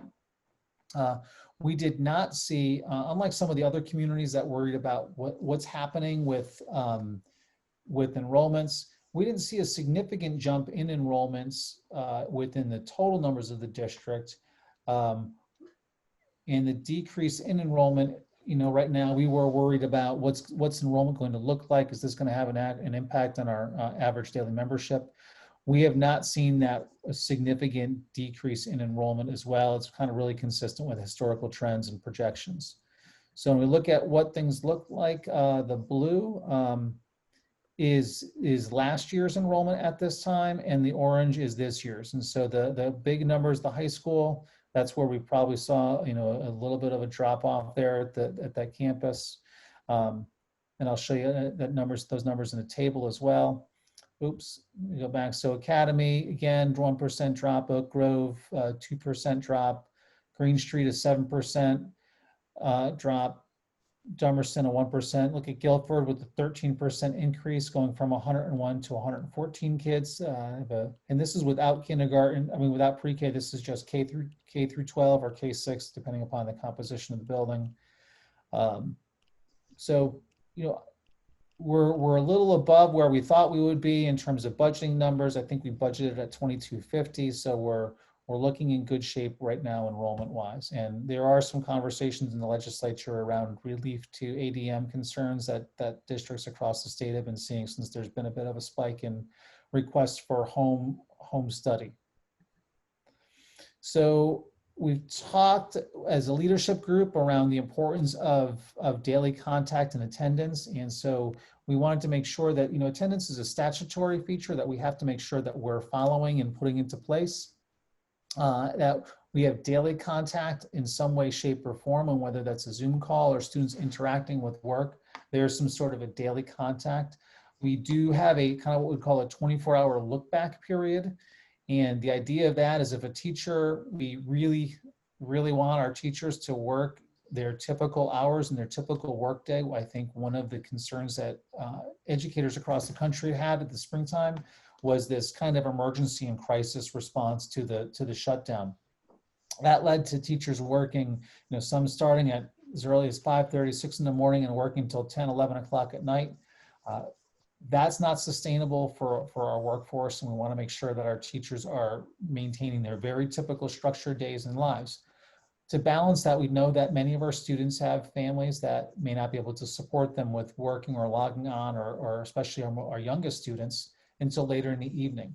So we give that look back time period. So if the teacher signs off at 4:30 or 5 o'clock and says, okay, I'm going to relax and reflect and be rejuvenated for the next day at that point. If the student logs in and does work at that day, they have the ability to adjust that attendance the next day when they would go in. We are concerned with attendance monitoring, and so the kind of the flow chart of that would go if the teacher notices. It starts with the teacher at the classroom level. If they notice that there's attendance issues or concerns, they would notify a counselor or the principal. If it continues to be, and then outreach would be made to that child's family. If there are continued challenges or concerns with that, we would implement kind of our district, the building level practices, and then perhaps to a kind of a system-wide level. And so we're actively evaluating our attendance needs and how we're tracking our students. So the topic of vulnerable populations comes up, and what are we doing with our, our students? And so we've identified at least one point person in each building to serve as the coordinator of this work, but it really is an all hands on deck approach. And we're using our Ed Solutions team, our diversity coaches in this work, all our staff, our counselors that would be involved in this. We do have a kind of what we call a ticket system in development. And the purpose of that kind of ticket system, it's a virtual ticket that allows us to track the report of a concern around a vulnerable student. to see where that student exists and the support for that student exists and the kind of a pipeline of actions that we're taking. And also we want to have a firewall around that child to make sure that they're not falling off. And so that ticket system would be a school-based initiation. It would allow us to give school-based actions as well as district level actions. And then the indicators, what we would look at for what we would include, but really not limited to students being what we'd call this vulnerable category, students with academic challenges or struggles or concerns, students that may have difficulty with connecting with peers or connections to the school community, attendance issues, as well as just generalized engagement with the content in their workload. We've talked as a group about the designation of what we call clean spaces in the building, and those would be spaces that students could come in and perhaps if they need to download some work or load work onto a Chromebook in the time that they're not available. Once we get to that step 3, identifying those spaces to be utilized for that. And our schools are also developing a list of tiered students and needs. I know the high school is, has a kind of a fairly broad list of students that they're worried about, as well as a kind of a tracking mechanism to identify what are they doing, how are we addressing those issues and concerns with students as they pop up. So busing, we talked about the challenges of busing. I'm not sure if you saw the article in the Reformer, but there is Mescas did implement a fogging system on their buses, but we've changed a couple other things. And so when I spoke with the bus company today, they were thrilled with how things have gone. Mo Hart from Green Street was on the call briefly when I got onto it, and kind of echoing the same thoughts is that busing has really been incredibly successful. We started this year, one of the changes that came out of COVID was the use of a sign-up system. And really the purpose of that sign-up system was so that parents could indicate their need for a bus. And what that's done is that's allowed the bus company to be more effective in their planning and routing of buses. And that's probably a practice that will continue on going forward. It doesn't prevent people from being able to get a seat on the bus if they're eligible in that transportation zone. But it does allow the bus company to be a little more effective in the use of resources that they have there and a little more efficient in that work. So generally there are 8 seats available per bus that are open right now, with the exception of one smaller bus that has 2 seats left. And so that's actually really good. So as we think about ramping up and bringing students back to school more frequently, the transportation should be able to accommodate that with some slight changes. There are still 2 buses and drivers that are on standby with that shift to increasing the number of student days. A question came up about the drivers wearing masks. If the drivers do not have kids on the bus, their masks may be off, but they do wear masks at all times when they're interacting with students and when there are kids on the bus. And any sort of changes, and this came up where we had the sign up going on throughout the summer. There were some families that may not have heard the message or seen the message. Changes or additions to the bus sign-up roster cannot be instantaneous. And that's because some of that information has to go to the bus company, and they may have to do some rerouting to make sure that we still have that, that physical distancing between people. And the fogging system that they reported on in the Reformer, that'll be, it's about 2 weeks out from full implementation, but that fogging system, once it's installed, will allow the buses to be cleaned on a daily basis quickly and efficiently a couple times per day. There's been a question about internet access. I think the last recent count that we saw, there's approximately 59 families without internet at the last check-in. That may be different, and so that information will be assessed at the school level to identify. We discussed as a leadership group kind of troubleshooting questions for families, asking them questions such as, and this can happen at the school level, do you live in an area with internet? Do you live in an area with nearby hotspots or Wi-Fi? Do any of these bars come up on your phone and your device? Does your device have recognize a nearby hotspot or a Wi-Fi signal? And do you have a data signal? Seemingly good questions to ask that we may not have been always, were reluctant to ask or may not have readily asked those in the past. The options right now, and these things are still being developed. There are the Xfinity Internet Essentials package for $10 a month is still an available tool for families if they live in the Xfinity range.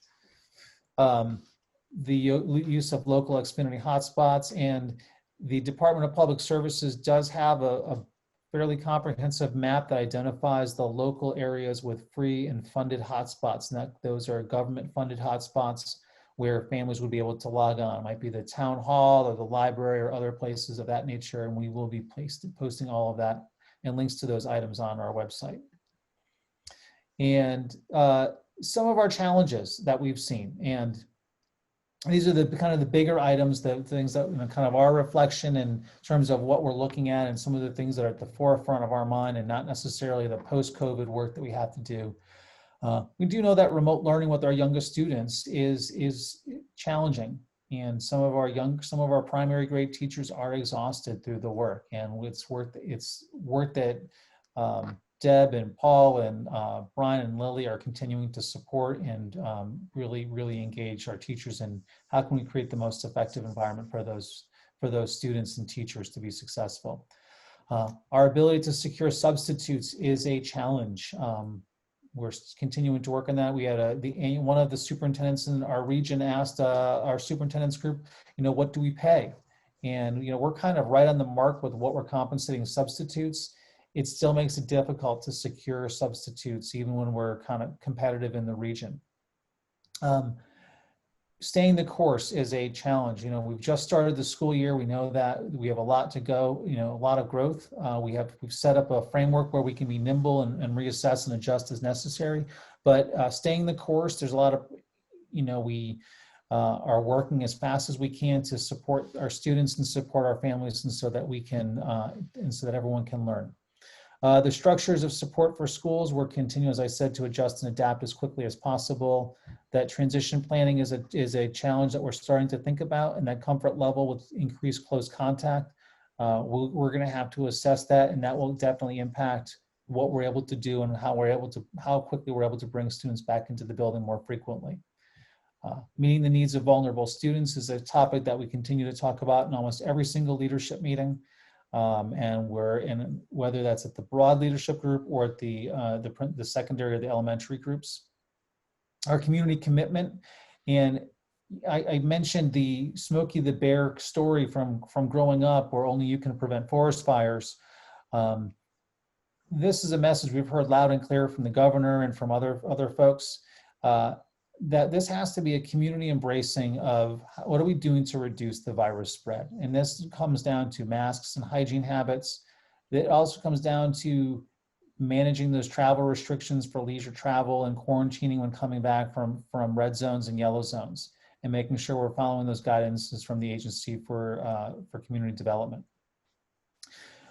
Cold and flu season is coming up, and so we will start hearing messages from the governor's office around getting flu vaccine, getting flu shots, and getting the flu vaccine. But this is anticipated to be a tough flu season with the combination of COVID. And so there's going to be a marketing campaign, but that's a challenge that we want to be aware of going into the coming months.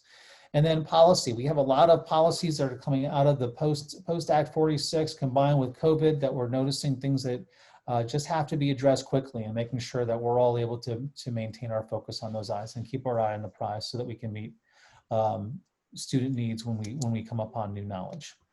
So that's I'll stop sharing my screen now, David, if I can figure out how to do that. I can do it. All right. Okay. Well, thank you, Andy. Any questions from the board? Tim, right off the bat? I thought that was a fantastic report, Andy. Thank you so much. Thank you. The last thing I want to do is ask somebody to do something extra. But for those of us who are not in contact with students every day, I think it would be so inspirational to hear direct comments from the students. You know, comments about how's it going? What are your concerns? What are you delighted about? Just direct comments from students. I don't know if it's possible in the near future, but at some point I'd just love to hear that. We can try to do some of that. And Tim, it's not directly related to that, but I think somewhere in one of the upcoming agendas is a conversation about how to engage students in the board meetings. Not just to have somebody from the student council come and sit there, but to actually have a way for them to be involved in the process. So it's something we're going to be looking at as the season goes along. Michelle. Yeah, Andy, I'm just curious, are we advertising for substitutes? That was an issue that came up in our leadership council meeting as well. And there seems to be a problem. We have, I think, one committed substitute for all of Dummerston. And I went looking on our website and I didn't even see it like listed as an opportunity. What are we doing to recruit substitutes? I know that we had advertised over the summer. We can repost and we continue to look at those items. I will say in general, substitutes are difficult to find, but we'll continue to post and look for substitutes and see where, if we can continue to recruit and find more people. We've used some of the subs that we've typically used. It's, are filling in other holes right now as well. So that's compounding the problem. So we've had people that have been kind of daily subs that have been used regularly in places routinely. They're now being called into service and being used fairly regularly to kind of backfill some holes while we fill positions. And so there's a kind of a compounding effect of that. But I'll talk with the folks here at central office, and we'll see if we can continue to post to make sure that that's out there. That sounds good. And just to piggyback a little bit with what Tim was saying, I would also just throw in, I'm hearing feedback mostly from the teenagers in our life that they want to be asked, what's working and what isn't. And so I'm just wondering if that's sort of on in your guys' mind. It's been a week. I totally understand that. I'm just wondering if that sort of is a plan moving forward to work with some student feedback on if we're going to survey the kids and see what's working, from especially when they're remote, and if there's room for adjustments. Yeah, I mean, we can definitely look at that. I think generally many of the schools have used student feedback for climate surveys, and so it's not going to be a foreign concept to kids to do that. So we can definitely look into doing that. Cool, great. It seems like it's been a wonderful first week for the great majority. Great. You did a good job. Tim, did I raise your hand for you, or did you have? I have just one more question. Yeah, go ahead. The dashboard idea, I think, is an excellent idea. I wonder if that's been shared with other districts, and it'll be shared with the public, I'm sure. But on occasion, I check the Vermont Health of Education dashboard for Windham, and I'd be interested to know how this school is, is doing with cases. But would other districts are other districts going to have dashboards also? I've seen a few other, actually, my mentor gave me the idea up in, he's in a different district in kind of the west central Vermont, I guess is the area where he's near. So he shared his dashboard with me, and I said, this looks really good. And then there are some districts back in Connecticut that are doing the same thing, really with an eye towards transparency and informing the public. And they're using that as their mechanism as well to notify families when there's a case going on. Or if there is a case. So we kind of we're modeling what we're doing based upon a few other places that have been successful with their communications.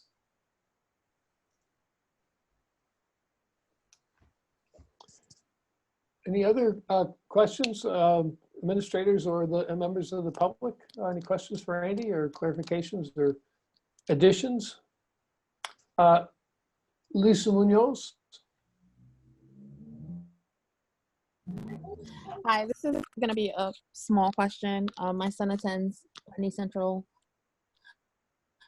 This is about attendance and taking attendance for the remote days. I know it has to be done for the statute, but is there a way to streamline that process, because it feels like double work to take remote for a child that's going to be home as a parent that works and doesn't get it in? I don't know. It's just like, it's one of those things that seems small, but also seems ridiculous in a world that is full of ridiculous things.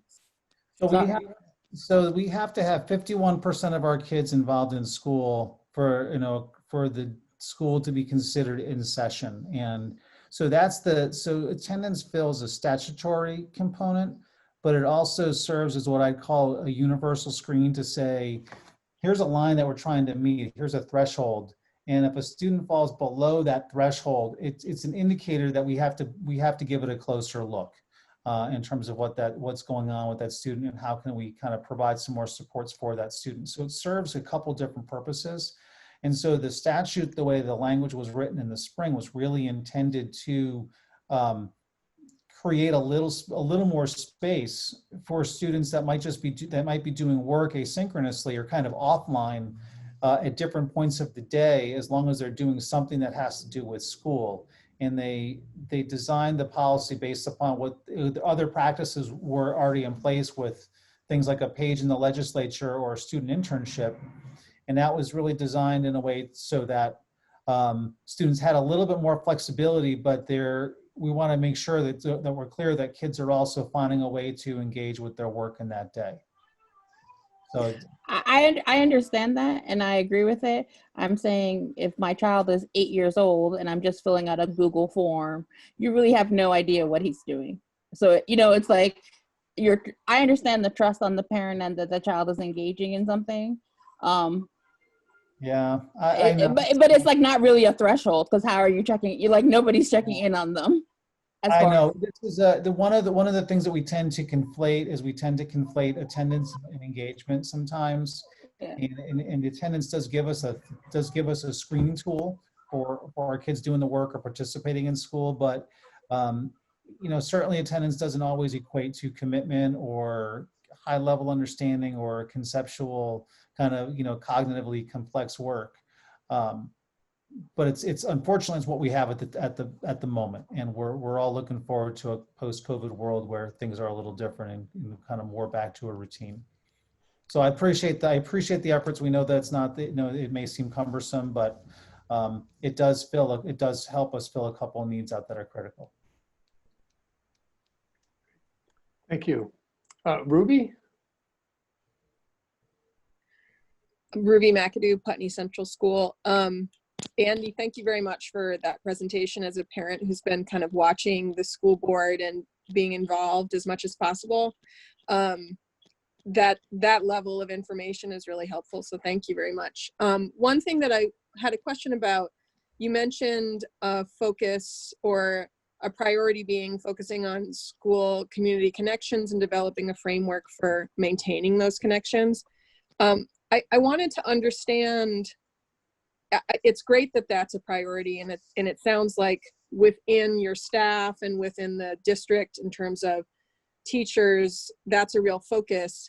I'd like to understand how and when, or if there is an intention of including parents and families in that conversation, because I feel, particularly with the remote only, as I mentioned earlier in the Leadership Council, we had a really serious discussion about what are we going to do? We have a class of 20 kids and 4 of them are remote for a year, for 6 months, for 3 months, and then they're going to come back into the fold. How do we keep them engaged with their core group, but also not lose sight of the academic learning and other connections that need to happen?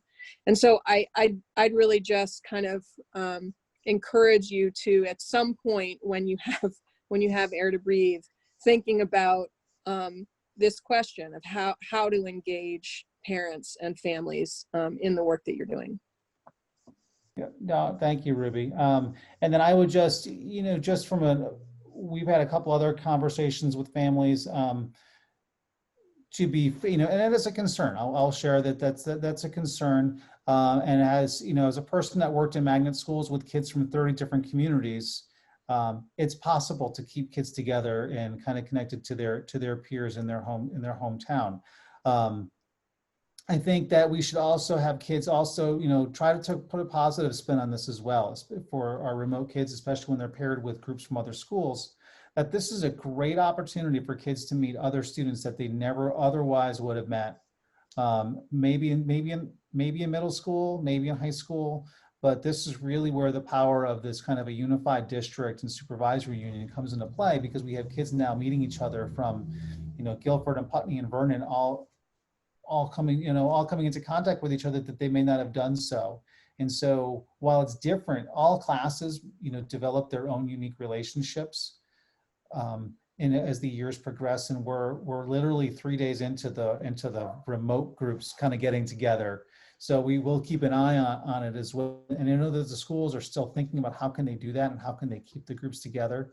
But we should also continue to sell this and describe this and talk about it in a way of how wonderful of an experience this is for kids to have these connections across communities and to meet children that they might have had to wait for years to do so when getting to BAMS or BUHS. But we will take that. It is important that we do, and recognize that as well. Thank you. Kelly Young? Yeah, I had a parent ask a question, and she said that if one of her children or any of the students was determined to have, they were asymptomatic, but they had either a fever or something that meant that they couldn't be at the school, and let's say that at the high school it's only going to affect one day during their quarantine period, but the other schools it would affect them 2 days. Would they be able to then still participate by remote on those days so that they didn't get behind? We've started talking about that, Kelly, and trying to figure out what are the best ways for kids if they are. And again, we'll take those on an individualized and case-by-case basis. I would imagine that like anytime when a child's sick or missing from school for any reason, teachers typically send work or have some level of contact with the child so that they can catch up. That a similar process will be put into place for those kids. I would defer to the teacher's expertise around how are we supporting and wrapping our arms around any child that might have to be sick for any reason. It might be COVID, it might be something else. And it's something that the teachers, I'm certain will adapt to and respond to, just as they have with a child had the flu or something else that would have kept them out of school, that they would probably respond in a similar fashion. Thank you. Other questions from anyone? Well, let me join the chorus in thanking you, Andy, for a really comprehensive report, which based on, we do have one more question, one more hand up. I just want to finish this. But we're sort of getting used to getting a lot of information from you.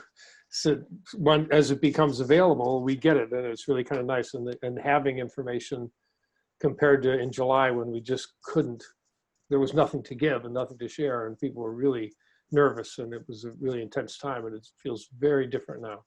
And it's really great to hear the strength of the community and the strength of the response of the staff and the families in this community, and to hear what's going on. It's really impressive.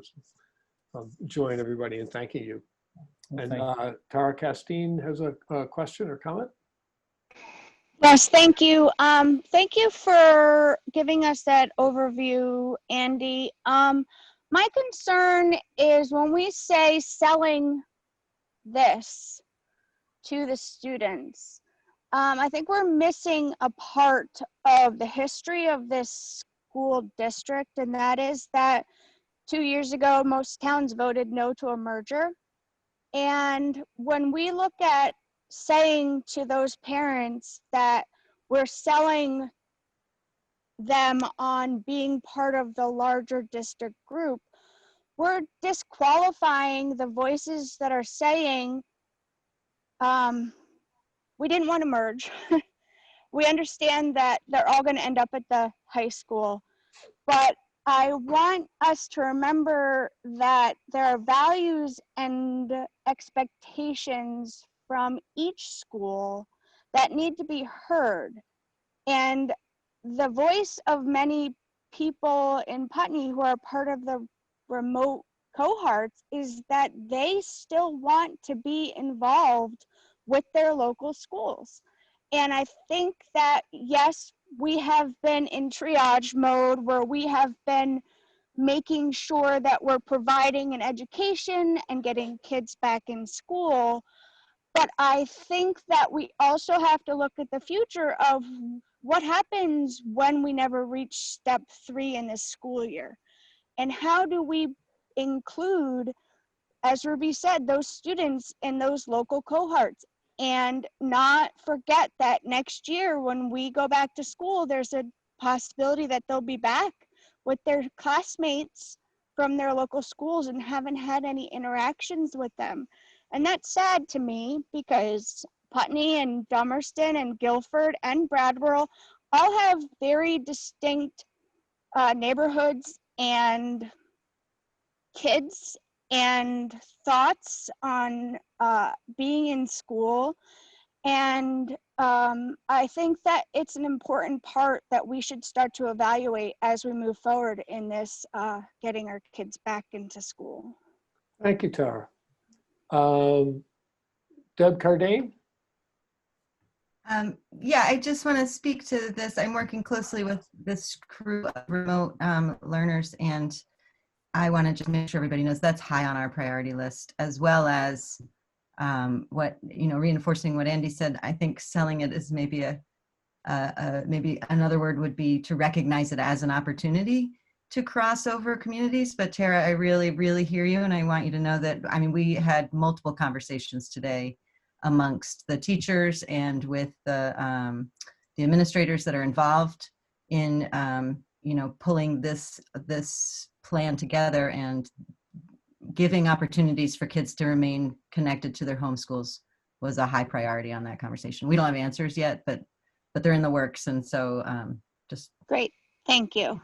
I appreciate knowing that that's part of the picture, because that is definitely a concern that we as the Leadership Council, PTO, and parents of classmates who are in the remote cohorts have been hearing. And so it's a voice that just needs to be addressed. Thank you. Thank you. Let's see. I think it's time for the fiscal report.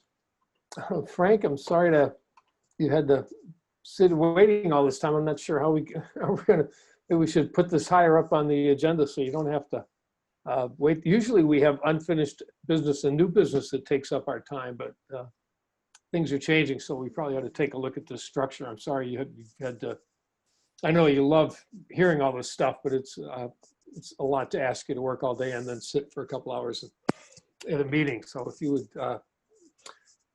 now's your chance. Sorry. Okay, yeah, well, it certainly is all connected, and the resources are all about how to support all these great programs. So I am very interested in making sure we're effective at doing that. So, David, if I could do a screen share. Yep, let me find that little button again.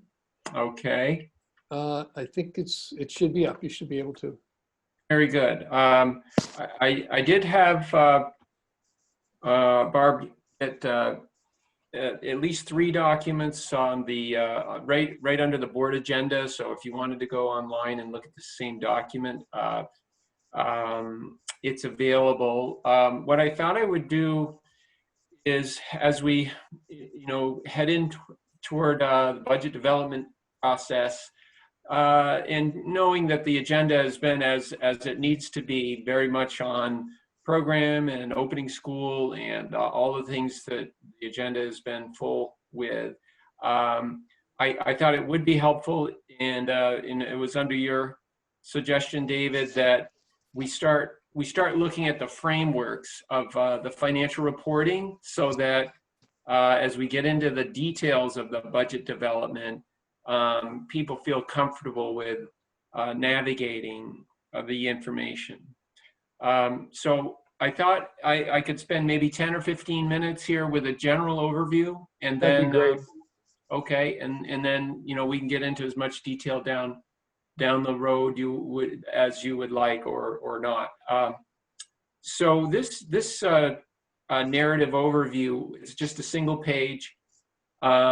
Is an attempt to give you the framework and sort of the origins of the financial statement and the way it's organized So you understand, maybe what are some of the data sets that could be pulled out based on the way information is captured, and then some of the structure that we are part of a state system, and there are certain structures that are prescribed by statute. So here we go. Here's my overview for you. And again, I have these documents around right under the board website under the agenda. So last meeting, I handed out a summary level of revenue, expenditures, and a change in fund balance for the fiscal year ending. I thought if I could just do a quick glance at the annual report, just as a refresher. So I'm gonna stop share on that, and I'm gonna switch over to should be somewhat of a familiar document to you. This is page 10 of the annual report. Just as a reminder, here we are, a one-page summary of our revenue sources, local, sub-grants, state, federal, and then how we spend it. And let me remind you, here's one of the terms that I'm going to get into a little bit more in detail. This is by what we call function. This is sort of like a sources and uses of funds statement for the $51 million budget. And it's organized by what we call function. So I'm going to come back to that, but that means direct instruction and student support services, staff support for instruction. Then there's some administration, there's the special ed and the SU, there's the plant maintenance and our food service, and then of course debt. And we'll probably see more in fund transfers, but it's a very minor part of our budget. So that's page 10 of the annual report. We've already sort of created a framework that we've been engaging our public in. Just scrolling through the annual report real quickly, and just the other format of the same information with a little more detail is here in the annual report. I think it starts on page 15, I think. Yeah, 15, right after page 15. It's the same information, but it's organized by site. So again, right here on the screen, these are what they call elements, or maybe you might think of it as a segment or a category. The official language in the chart of accounts is these are the different elements of the financial statement, and this statement is organized by location, which is the school site, and then all of the programs. I haven't defined that for you yet, but we'll come back to that. And then it's organized by level, that's grade level, and then back to that familiar function term that we've already talked a little bit about. So this is the format that we've started with our public. It's been a traditional format for many years, and it is standard throughout public schools in Vermont. So there's that 51,171,000 again, just to help you make that connection. So if I could, I'll bring you back to the that narrative document that I have. I started with, and we'll just spend a little time on that, and then make some other connections, other resources for you. Okay. So we just talked about this first section of this document. It's just how we've already shared financial information at a summary level with all of the detail on the website for folks that want to get into, as I recall, it's between, depending on the format, 95 and 130 page detail report. It's available. Here's the nuts and bolts of how information is captured. And I know this is not the time to really get into the details of this, but these are the rules and what might say the language that we have to use to capture information and communicate with our teachers, our admin, certainly many different stakeholders. And this nuts and bolts of all of these are the elements I was just talking about, fund, location, and so on. This all comes from these statutory actions right here in the state of Vermont that I'm referring to. It started in 2014, and there was a variety of acts and then amendments and then special sessions that ultimately produced the system that I'm describing that is required of all public schools in Vermont. And here's the sentence right out of the act. Why are they doing all of this? Why is this driven by the state, by the legislature? It's to improve the comparability, consistency, and timeliness of school financial data. Much to many of our sort of maybe disappointment is the whole uniform chart of accounts was initiated in 2014, and a lot of folks went to work on creating that system, writing those codes. And then in 2018, in June, the legislature just slipped in at a very late cycle. Hey, by the way, we're going to buy a new accounting system, and everybody has to use it across the state. And unfortunately, that rollout has been very rough. Fortunately, we are in the last cohort of that rollout, which means a year from now, we've got to start training to migrate to a state system, a state accounting, HR, payroll, accounts payable system. So that's a whole nother layer of planning and work. So maybe just a couple other overview points. So this is the framework I've mentioned that we have to capture for information in. We have to do it because it's a legislative requirement. And now when you get into, okay, well, what does that mean in terms of day-to-day work from a teacher's point of view or a principal's point of view? Well, as we implement the budget, as approved by the board and then the voters, financial information is generated every day, and you can do the easy math, $52 million budget, 52 weeks in the year, that's $1 million a week. That's, hundreds of thousands of dollars of transactions every day. It's being generated through the accounts payable operation, and then the collective bargaining agreements codify, salary and benefits, which also have to be integrated with the IRS and banking systems and so on. So that's a second major source. So accounts payable, payroll, all have these codes that I just introduced you to. And then there's the cash receipts and the funding side, which has another set of codes that we use. And of course, state payments are by far the largest source, but tuition revenue is a significant source as well.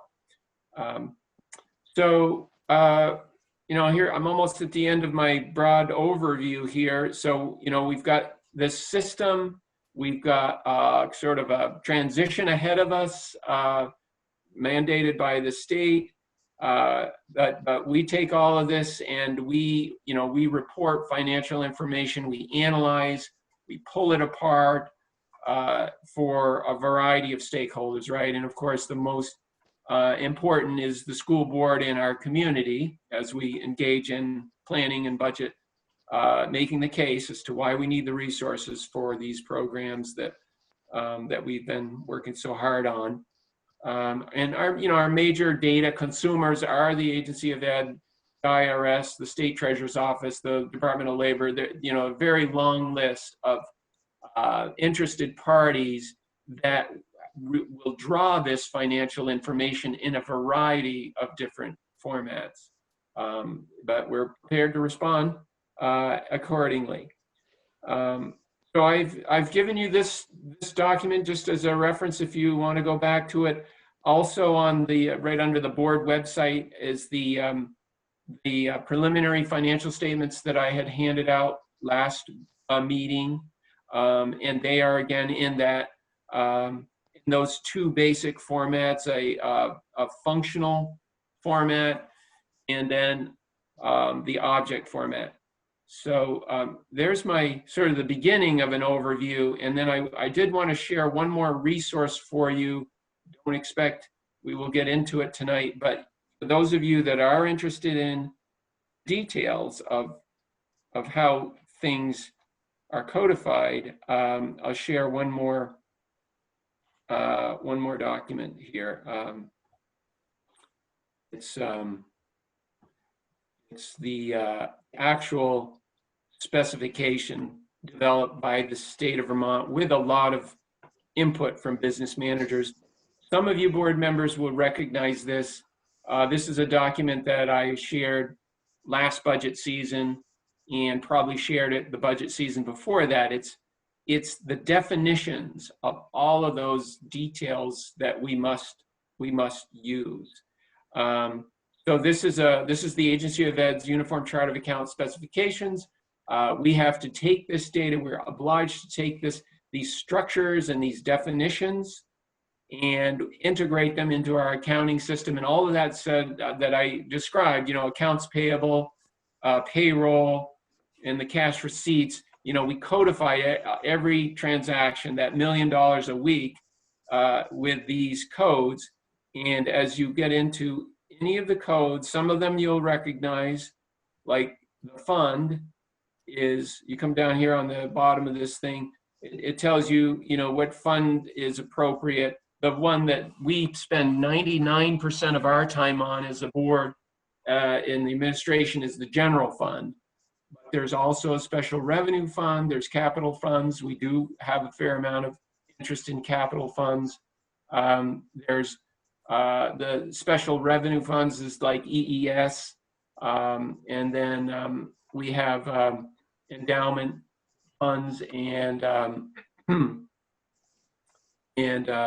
student activity fund. Okay, so that's a very broad level of funds. And as we say, I'm going to just kind of skip over this really quickly. Level, here are the grade levels, pre-K, elementary, secondary, and then there's district-wide, very important concept. Programs, I mentioned, I skipped over programs, but programs are we can capture information and organize it for boards or for community, for principals, in this format.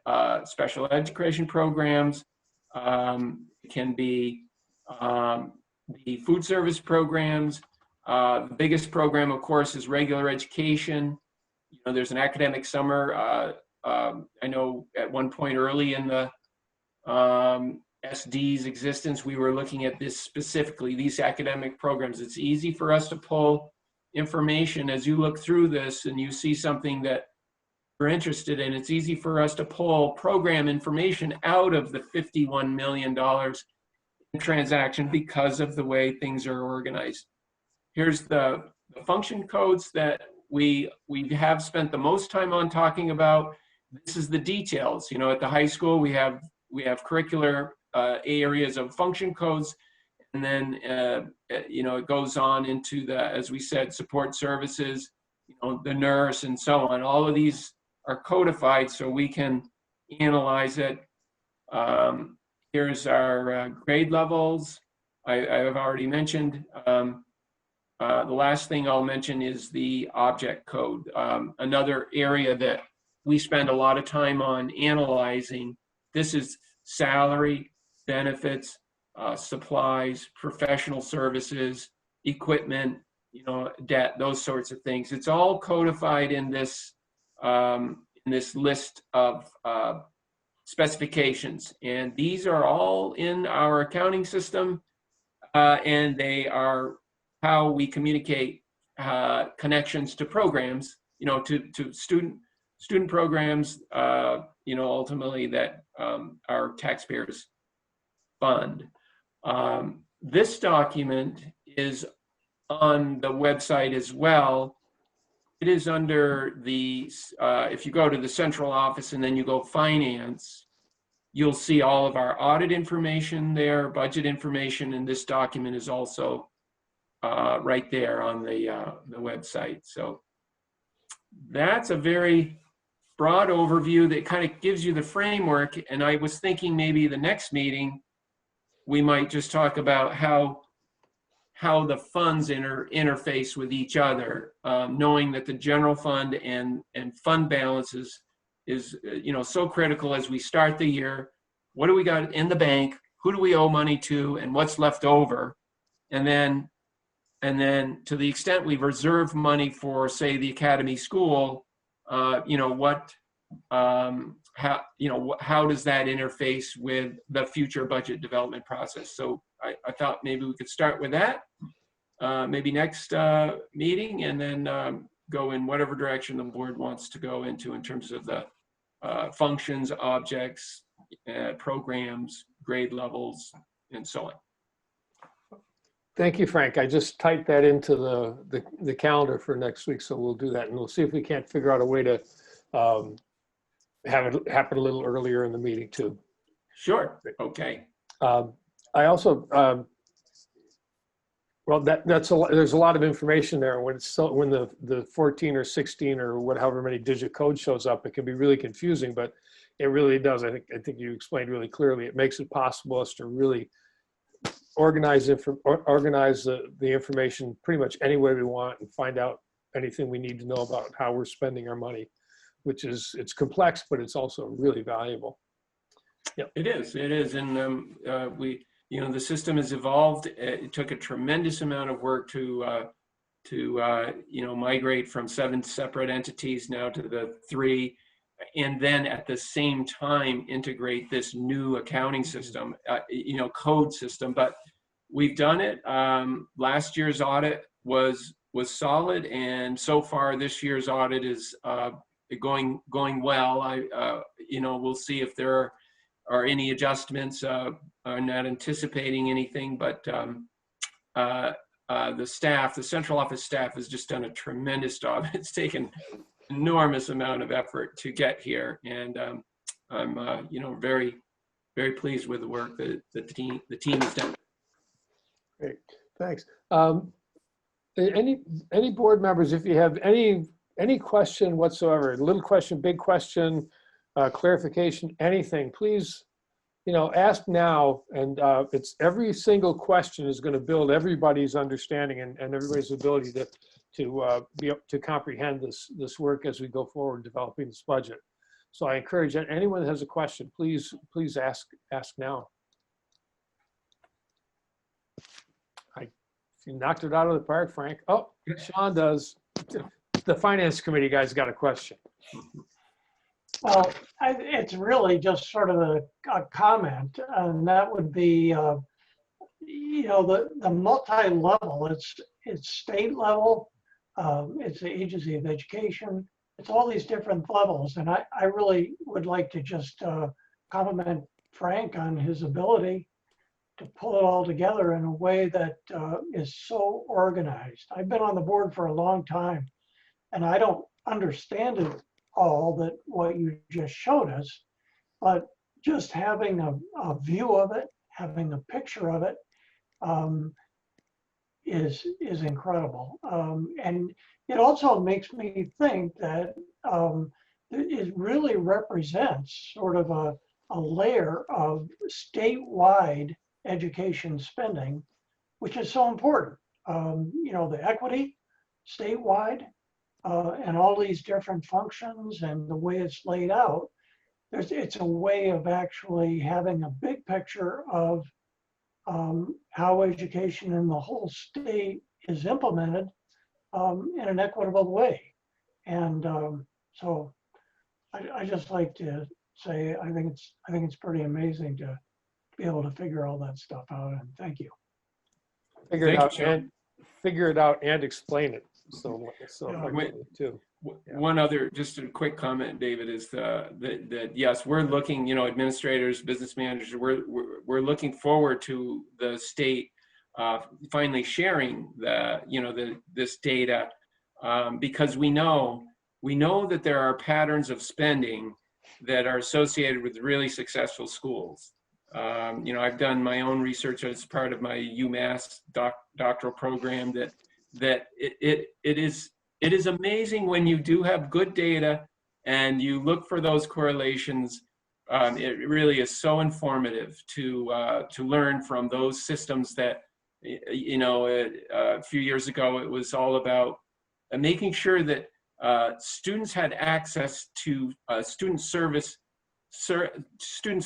and support during the school day. Seems kind of obvious, but when we looked at spending for certain types of student interventions and how it correlated with really great outcomes, even in high poverty districts, it was hard to get that data because, we all reported things differently and, 10 years ago, but it really does inform practice. And, Rebecca Holcomb actually did a fair amount of data sharing with us, but it was really difficult for her or, for the agency to pull.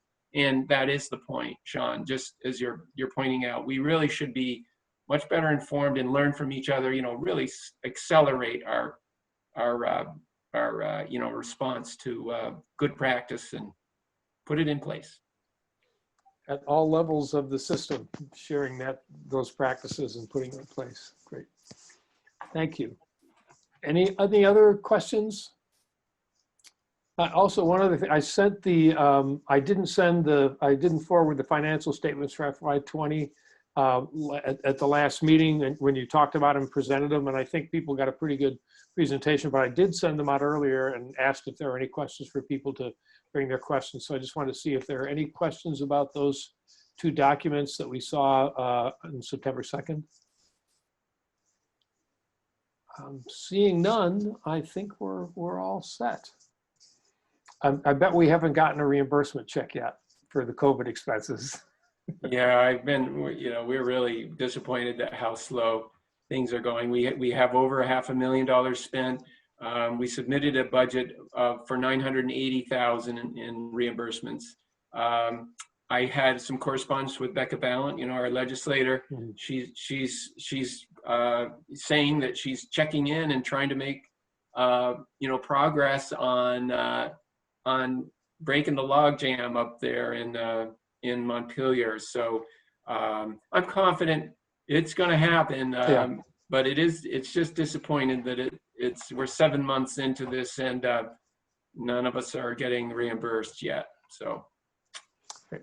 Well, thank you. Yeah. So I think we have no unfinished business and no new business.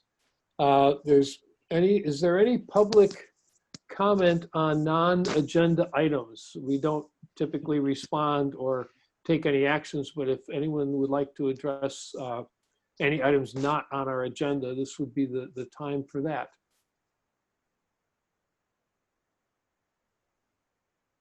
I'm not seeing any blue hands. So Andy, do we have need of an executive session? We do not have need of an executive session this week. And I think anything else from any board members? We've covered a lot. It's 8:30, which is kind of early for us. So if people want to stay and talk about other things, no.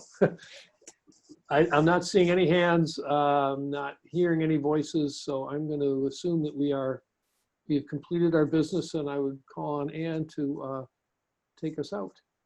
Mr. Chairman, there being no further business before this board, I move that we adjourn. May I have a second, please? Jackie, second. So it is 8:31 p.m. All those in favor of adjourning, please unmute and signify by saying aye. Aye. Aye. Aye. Any opposed? We are then officially adjourned. Thank you, everyone. Andy, Frank, Thank you. all the administrators that came and helped out. Thank you. We'll see you in a couple weeks.